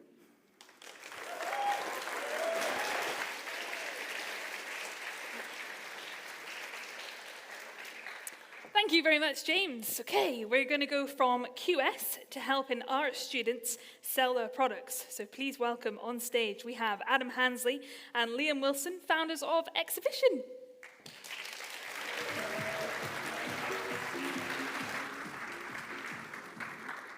So hello everyone, I'm Liam. And I'm Adam. And along with our associate Catherine, we are Exhibition, an online platform that allows up-and-coming creative minds to sell and display their artistic creations. Whether that be paintings, pottery, jewelry, or fashion pieces, all the way through to digital art. Not only can creators sell their works, but our platform provides them with a networking tool that can encourage strengthening Scotland's artistic community and garner wider recognition to those struggling to get their name out there. So the specific problem we're trying to solve is that it takes immense amounts of effort for any up-and-coming creator to gather any kind of exposure, especially for students. We've also witnessed firsthand the amount of art that gets wasted and cast aside. Therefore, we've decided to venture into creating an opportunity for these students to make the most of every piece by combining the features of sites they rely on, such as Etsy and Instagram. However, it's exactly the over-commercialized nature of sites such as Etsy and the hugely varied competition for exposure on Instagram, we feel that these students deserve a platform of their own in order to thrive. It's this that we aim to provide through recombinant innovation by merging e-commerce and displaying tools that are somewhat successful separately, but have so much more potential when combined.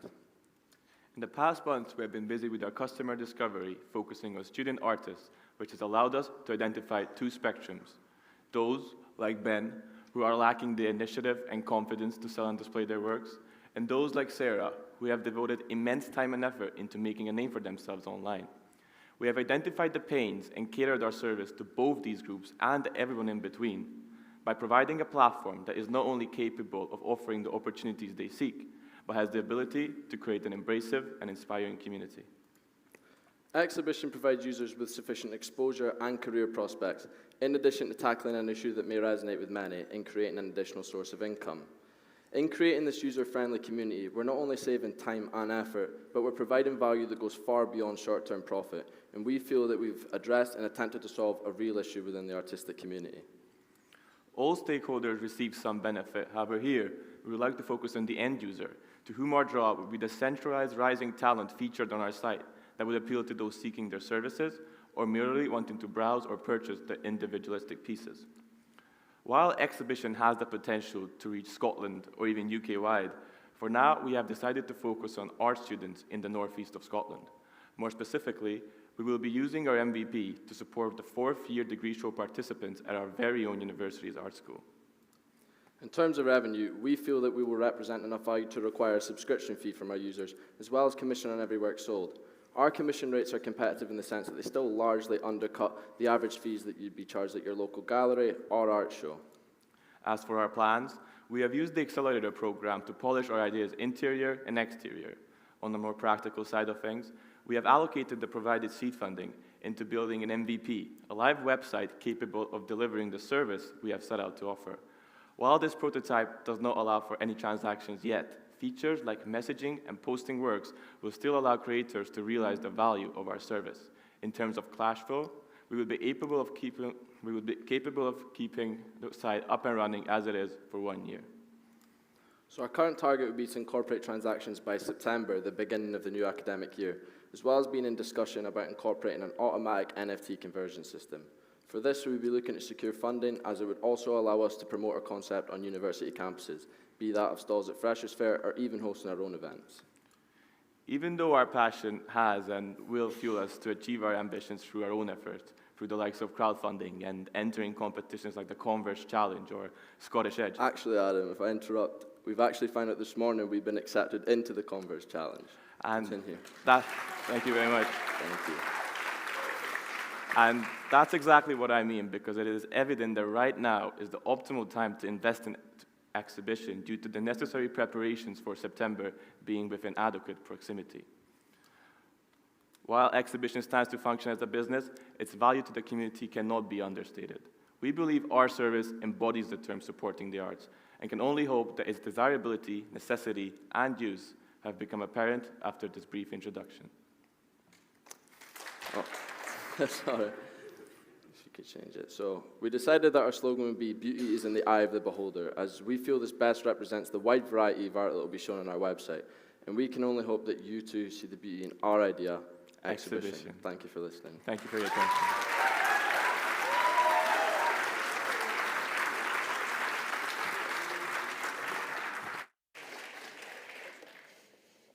Brilliant.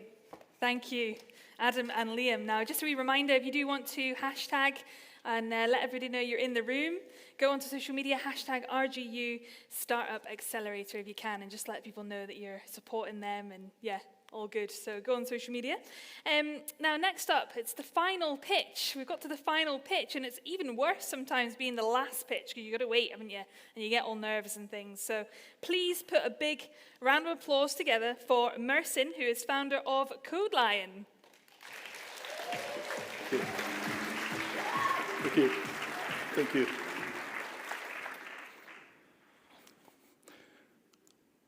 Okay, good afternoon, everyone. Or good evening, rather, I would say. Good evening to people on YouTube as well. My name is Marcin. I'm a CTO and a co-founder of Smartland Studio. As you can see, I have my little notebook here with me that contains my thoughts and stories, and I would like to share one of them with you today. When I was about 7 years old, my class had a play to perform in front of the entire school. I had to jump on the table and shout out a quote, but instead I tripped and fell out the table. So that's me. So I would promise to myself now never have a public presentation again. Kind of failed my promise, I'm here, right? So that experience led me to spend most of my time playing computer games. And I'm not the only one, because according to our research, 42% of parents reported their children playing 2 or more hours a day. Parents are often concerned about their children playing too much time the computer games, because it might negatively affect their development and learning abilities. I understand the scenario because I was once a perfect customer for our company. I was a kid who could do better, but chose to play games instead. Fast forward some time, and I've been very fortunate to find like-minded, very powerful people. We have Serena, the founder of this business with us today. Thank you. A person with great creativity and business acumen. We also have several more people in our team. We have Chris. Imagine a colorful artist that lives in a basement and loves to code, and used to be a hacker, maybe still is, I don't know. James, genius AI PhD, who believed in our project so much, he developed an AI algorithm watching over kids' security on the platform. Gary, brilliant AI PhD student, who believed in AI power to change the world so much, he came to the UK from China. And me, you know me already, with my passion through transforming education through technology. We all share the same values, to provide even opportunities, clean educational value, and a safe environment for kids to learn, where there will be no laughing because somebody's failure, like me, for example. Rather, the children will be encouraged to follow their passions and creativity. The result of this cooperation was a creation of company Smartland Studio.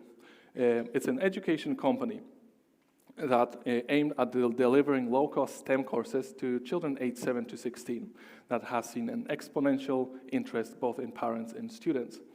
This company fills a technology gap between university and academy by providing the children with high-tech curriculum, for example, programming or using ChatGPT or how to build an AI. Up to this date, we've had over 2,000 students, with over 50% of our students still being with us. We have 3 brilliant 16-year-old boys currently applying to Oxford University, 2 other brilliant 16-year-olds having had high-earning placements in tech companies. Now, everybody did a bit of teaching, refining materials, communicating with parents, spending time with children, and all of this experience from Smartland Studio brings us to the idea that we are here for today. We were missing one slide, but that's okay. So we are here to welcome Code Lion. We are here to actually officially launch our new app. So I'm going to try that again. Welcome Code Lion. It's a creative, educational, social media app for kids that enables them to create games by using programming and in the meantime learn STEM skills. It shifts the focus from gaming to making games and learning coding, logic, math in the meantime. CodeLion consists of 3 parts: community, academy, and a parent portal. Yeah, that's a slide I was supposed to show. Community is a free part that consists of a social network style app. It has a built-in block programming language that allows the children to make games, then post them onto Discovery page for the other kids to play, interact with, comment on, etc. The second part, which is this one, is a £6 a month academy that allows the users to access live courses, educational videos, for example, programming in CodeLion, programming in Python, math skills, languages, etc. So the previous slide was the third part, which is a £40 a month parent portal. Now, parent portal enables the parent to see everything their child is doing on the platform. For example, what kind of content they post, how much time they spend online, giving the parents 100% transparency over the loved ones on the platform. In addition, the users will get access to game jams and live events and live lessons. I'm going to be looking for the slide now. Note that. Yep. So CodeLion is not just another gaming app for kids. It's a powerful platform that combines creativity, education, and safety in a unique way. We are seeking strategic partners, university students, educational institutions, and investors who share our values of providing even opportunities. So I'll just click, oh, there you go. So we need you. We need you to help us create a self-sustaining platform that is driven by students and educators. We need you to help us learn it, do it, own it, as our slogan says.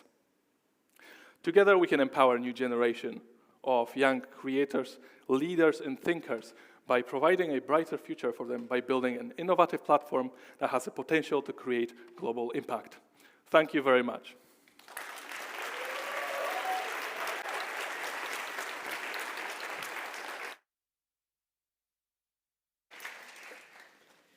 Well done, Merton. I feel like that sounds like a Daft Punk song, doesn't it?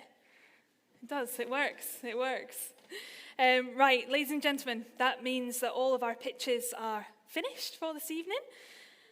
Who's your favourite? Have you got any? Yeah, getting ready to vote.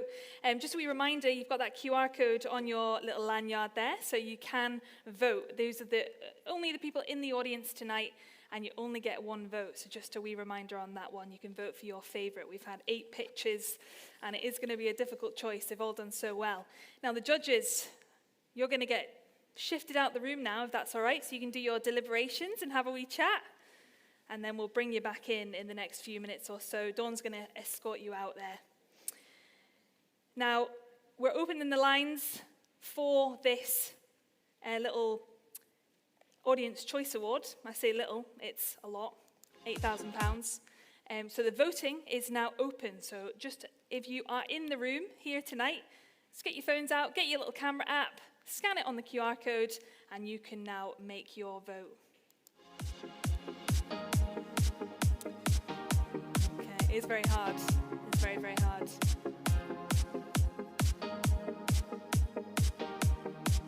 So, are you voting tonight for Altero?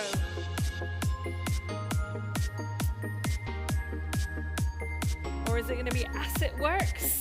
Just a wee reminder of everybody who has done a pitch tonight. Is it going to be Highland Moss?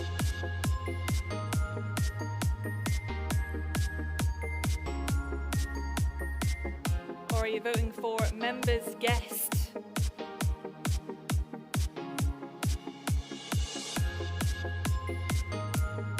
Asylum and Refugee Care?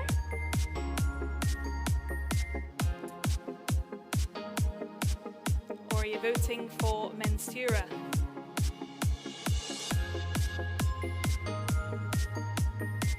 Exhibition could be on the list for you.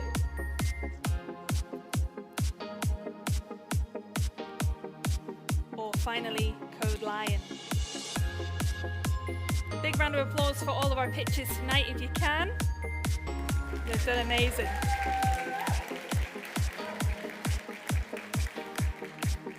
Now you've got 10 minutes to cast that vote, so you have got time to think about it if you need to, or you don't. There's a couple of shaking heads. You don't need to think about it. You know what you're doing. Okay.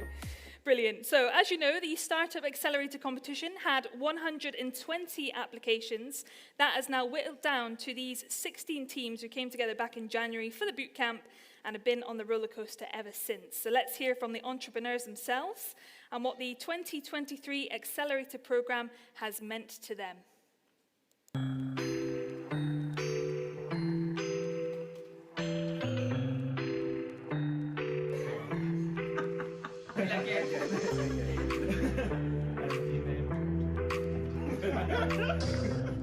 From the boot camp to then now, you know, you can see how everybody's developed.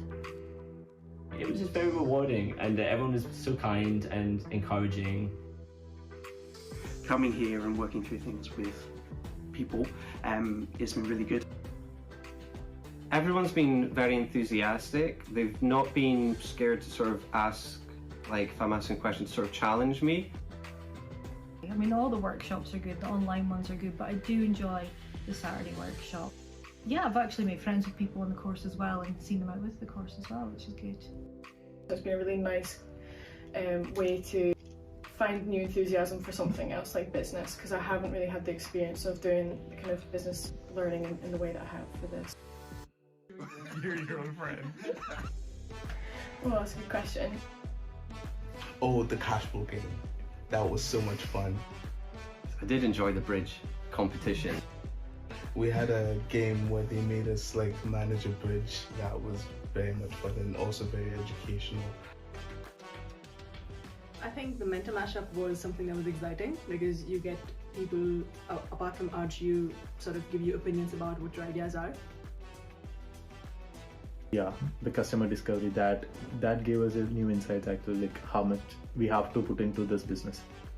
The EIG have been great. They've been really, really helpful this whole cohort, especially good at challenging our businesses, making them a lot more robust. I've learned so many things from the EIG team. They've not just, you know, randomly selected a mentor for each group. They've literally thought about the skills and the expertise, and they've matched people perfectly. I think that's good. It keeps us in check and makes sure we're doing everything, you know, the proper way. The EIG team is very friendly. I can vouch for that. And it's felt very, like, safe, you know? It's felt like in good hands. No one's out to mess with us or anything. It's all very sincere and just about giving us the opportunity to lift ourselves up. We did put 7 in the tin, so that's been really good. Yeah, when we were putting together our presentation, it's like everything we were taught that just came back to us in terms of revenue streams and markets and beachheads and things like that. It was really interesting to kind of reflect on the journey we've done.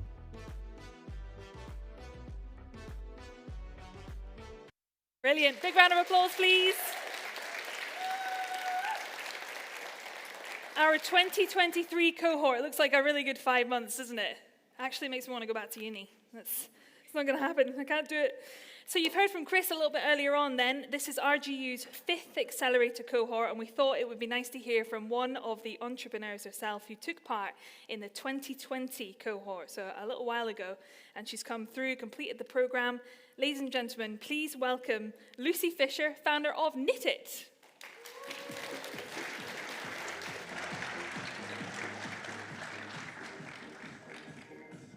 Hello, everybody.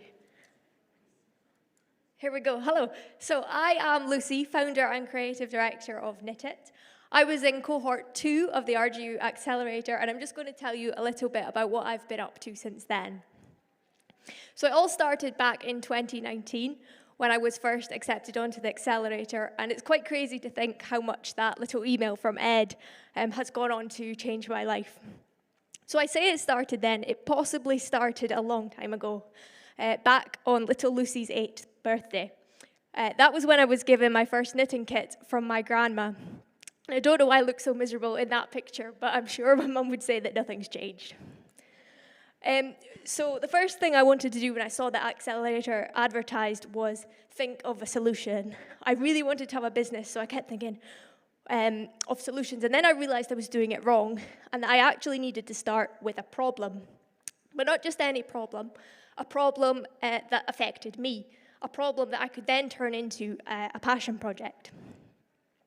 So it struck me on a flight home from Budapest. Knitting hasn't kept up with the times. We're still reliant on methods that we used 100 years ago, and it hasn't kept up with technology the way that things like music and cooking have all evolved. So Knit It aimed to inspire the younger generations to pick up their needles and start knitting, and we do this by introducing technology to knitting. And the RGU Accelerator was the first opportunity I had to explore the desirability, feasibility, and viability of my idea. Bang. Then it was lockdown. But for me, lockdown presented opportunities. With everyone working from home, a lot more people turned to knitting, and so the market grew. And I had seen a gap in the market. But as a solo founder, the journey is difficult. You have to do everything from marketing to finance to developing to literally everything. So luckily, I wasn't alone. I had my mum and grandma and have created a 3-generational business. And I've also done some pretty memorable pictures with grandma there, #InstaGranny. But the roller coaster is real, and this is me on a daily basis. It is very true. The highs and lows are literally constant. So I'd say one thing that you need to be is adaptable and resilient. So that would be my tip to the teams today. So the first thing that we launched was the Knit Pick Kit, which has proven really pivotal in getting brand awareness and our name out there. We've had celebrity recognition from Tom Daly, who shared us. I made an appearance on the Jeremy Vine show explaining how knitting is cool, and we've just sent a jumper off to Countdown, so keep your eyes peeled. That will hopefully be on soon. I've also done other accelerator programs like Converge, Scottish Edge, and this was Founders of the Future who invited me down to London Tech Week to present a pitch to Tej from Dragon's Den. So yeah, little Lucy was buzzing on that day. The most prestigious recognition and award that I've received, apart from RGU, of course, is Innovate UK. They awarded me a Young Innovators Award, and just last month, the Women in Innovation Award. So this program comes with not only funding, but mentorship and support that lasts for the entire year. So we have now until April of their support, which is key. So what have Knit It been up to? Well, where do I even begin? So much stuff. We are so close to launching our platform, and we're now asking for the first beta testers to come forward. Our plan is to have the first 100 people in by July. So if you're a knitter or if you know any knitters, please tell them to visit our website to sign up, and you'll find out when we can invite you to have early access. You can also join us for a demo day this September at the One Tech Hub. That is a photo there of the women support group that I have from One Tech Hub, and we've got Yemi at the back somewhere who's in that picture. And we're also looking for pattern designers and any volunteer knitters. So if you know anybody, send them our way. But ultimately, I suppose it's all down to Robert Gordon University and the accelerator that changed my life back in 2019. So I'd like to extend a big thank you to them, and also wish the best of luck to all the teams today. I've been in your shoes, and I just hope you wish you all the best for the future. Thank you very much.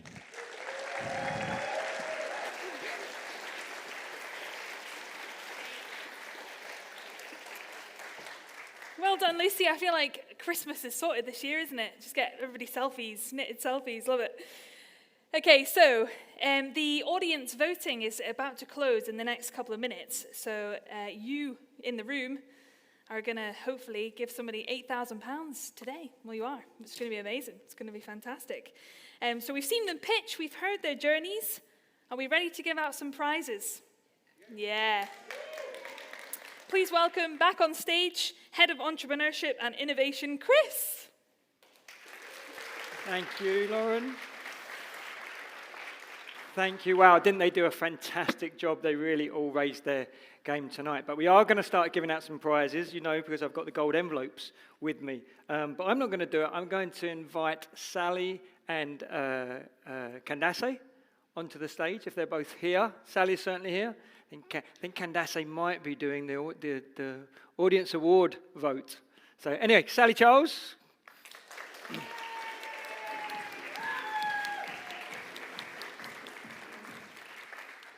So Sally is going to announce the winner of the Best Stand Award. Do you need your glasses? They didn't tell me I was doing that. Graham, would you like to bring the award? And we have a microphone for you.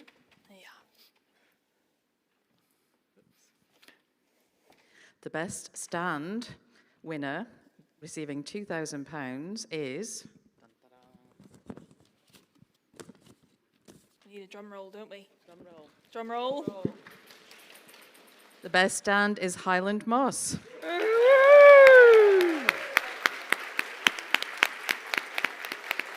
Come on. The award. Well done, Craig. There you go. There you go. Congratulations. Well done. There you go.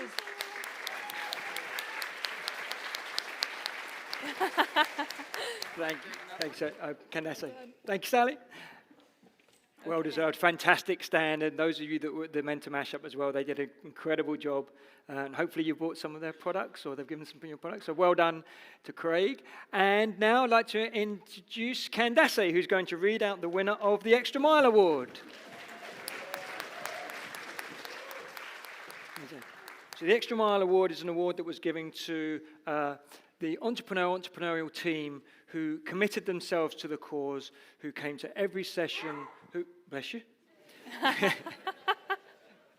and who was so giving in their time and their energy to the whole accelerator program. And that needs to be recognized because they learned so much, they listened to what we were saying, and they took everything on board to make their business a success. So, Candace, the winner is?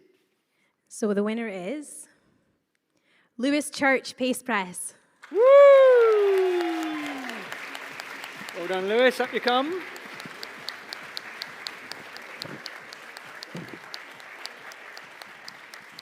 Congratulations, Lewis. And Lewis wins.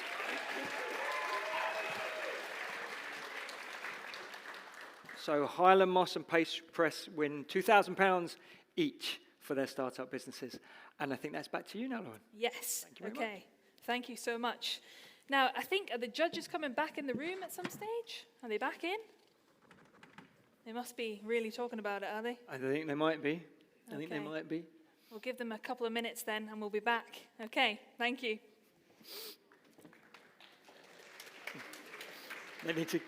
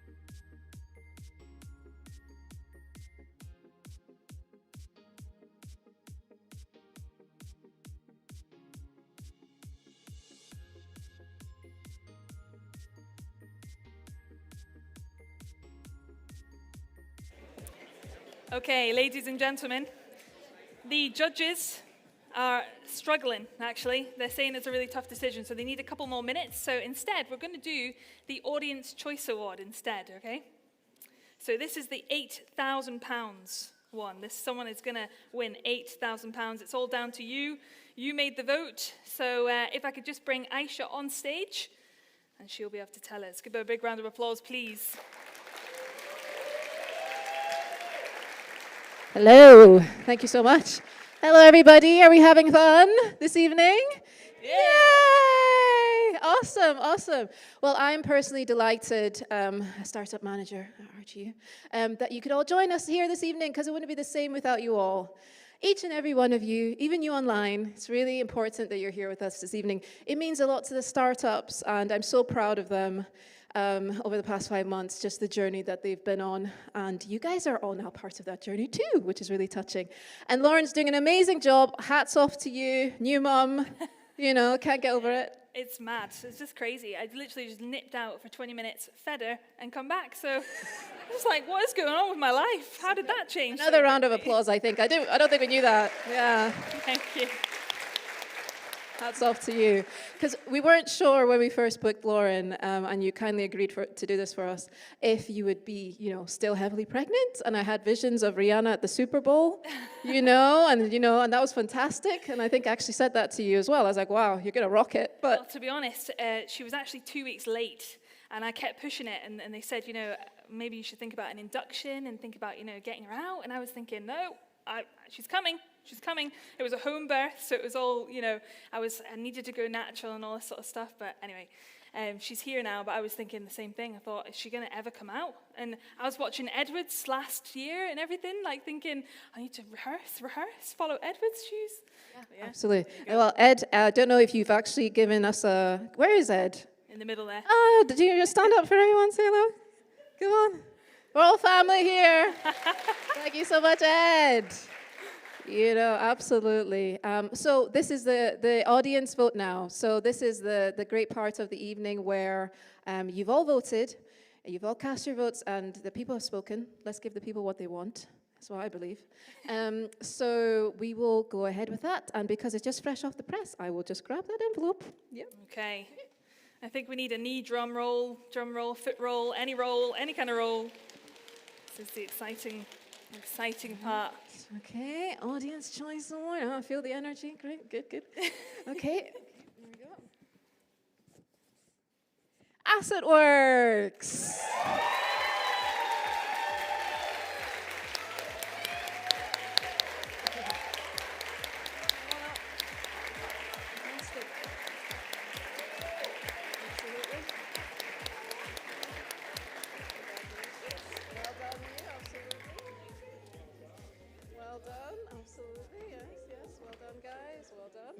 Well done. Thank you so much.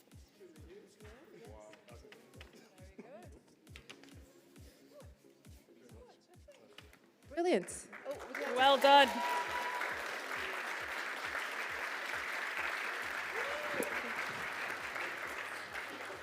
Right then. Well done.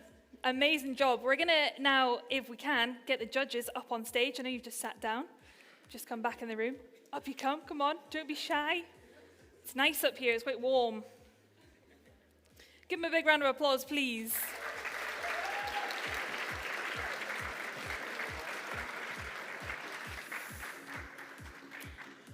So this is the next 3 awards of the evening. Manage. We've got the Best Pitch Award, the Community Impact Award as well. We'll start with Ahmed if you want to do Best Pitch. Okay, so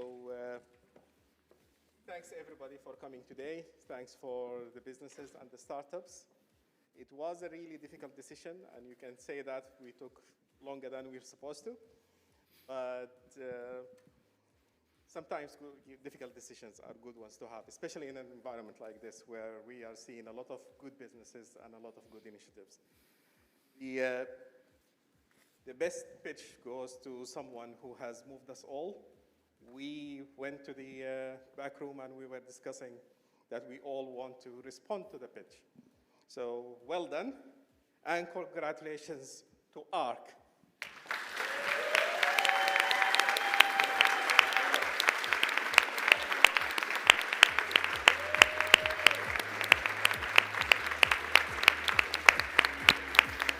Well done.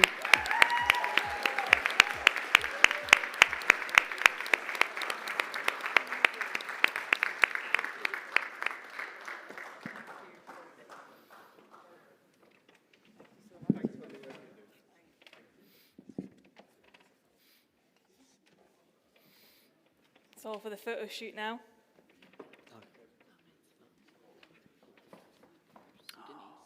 Big round of applause. Well done. Okay, we'll go to Jeanette. Yeah, and we will do the Community Impact Award. So as I say, follow that. I've been really inspired tonight by what I've seen. I must say, I've been tremendously touched, moved, passionate by everything that's been going on in this room. I think RGU have done a fantastic job in bringing these pictures to everybody this evening, and I must say, what a phenomenal amount of work has gone in here, and you can absolutely feel that in the room. The Community Impact Award was a really difficult choice because there was a number of them up there that we had to decide upon, but I must say, this is something that I thought, and my colleagues thought, would be a great initiative to take forward.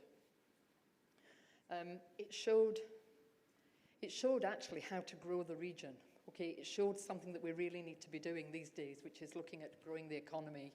And one way to do it is by great startups that encourage other regions to go down that route.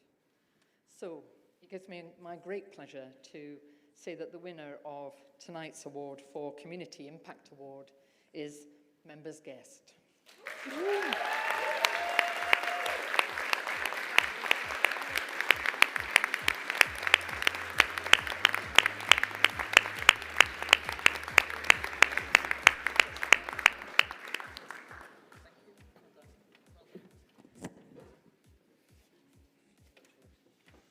Another little quick photo. Big round of applause. Thank you. And the final one then. Okay. You can tell by the fact I was still writing notes as I came on stage that this was really, really, really difficult. And it took, because many of the businesses could actually, we were putting them into all three categories, they were that strong. But when we did look at this one particularly, we looked at somebody that was trying to solve a problem, a genuine problem, but they were turning that into a fantastic opportunity. We felt that what they were doing was not only addressing something for the here and now, but building something for the future and bringing young people along with them. The business had already acquired customers, so they could evidence the demand, and they had, we believed, a model that they could sustain and bring them forward into the future. And so, hard as it was, we felt this company had exceptional opportunity, and we are delighted to announce that the winner of the Innovation Award is Code Lion.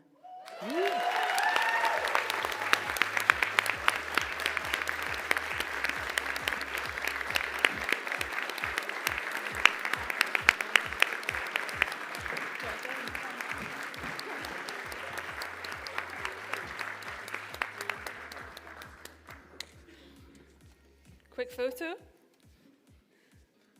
All right, well done. Big round of applause, please. Thank you, judges. Thank you very much. Thank you. All right then, folks, that is it. This has just been fantastic, hasn't it? Absolutely amazing. Congratulations to all of our winners. It's just such a creative room. It's brilliant to be here tonight. So we wish them every success that they deserve, and just give them a massive round of applause, please. It's been a brilliant night.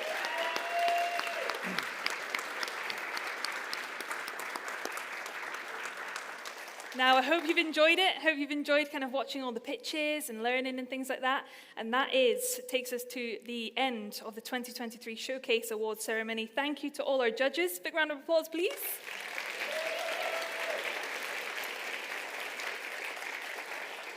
And also a massive round of applause to Chris. He's been fantastic. Hope you come. Thank you. Thank you, Lauren. I'll leave it with you, Chris. Yeah, okay. Well, don't you go away anywhere, because I'll do the same. so when I come on stage now at the end bit, it's always sad because we know we're towards, well, it might be happy for you because you can go home, see your loved one, but it's always sad because you know we're at the end of the thing and I have to say lots of thank yous. But we want to thank you, so if you'd like to turn around, we have a bouquet of flowers for you. £1 million. Thank you so much. Thank you very much. And Graham's feeling about under the table. And of course, we couldn't forget baby Heidi. You know, she's probably Oh, thank you so much. well. That's it. Thank you. you. Thank you. It's fantastic. thank you. Really appreciate it. And then we want to say thank you to the judges. So we have some flowers for the judges as well. Jed, you want to bring on some flowers for the judges? Thank you. Thanks again for the judges for your time, your deliberations. Always really appreciate it. Yeah. Thank you, Jer. There we go. One each.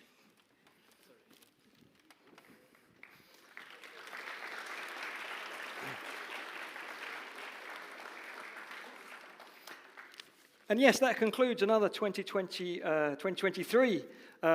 Thank you, of course, to our funders, as always, the Wood Foundation as well. Thank you to the founders, the mentors, the judges, the Sandman Signature Hotel team, who have always been fabulous. Big round of applause for them. They do such a fantastic job.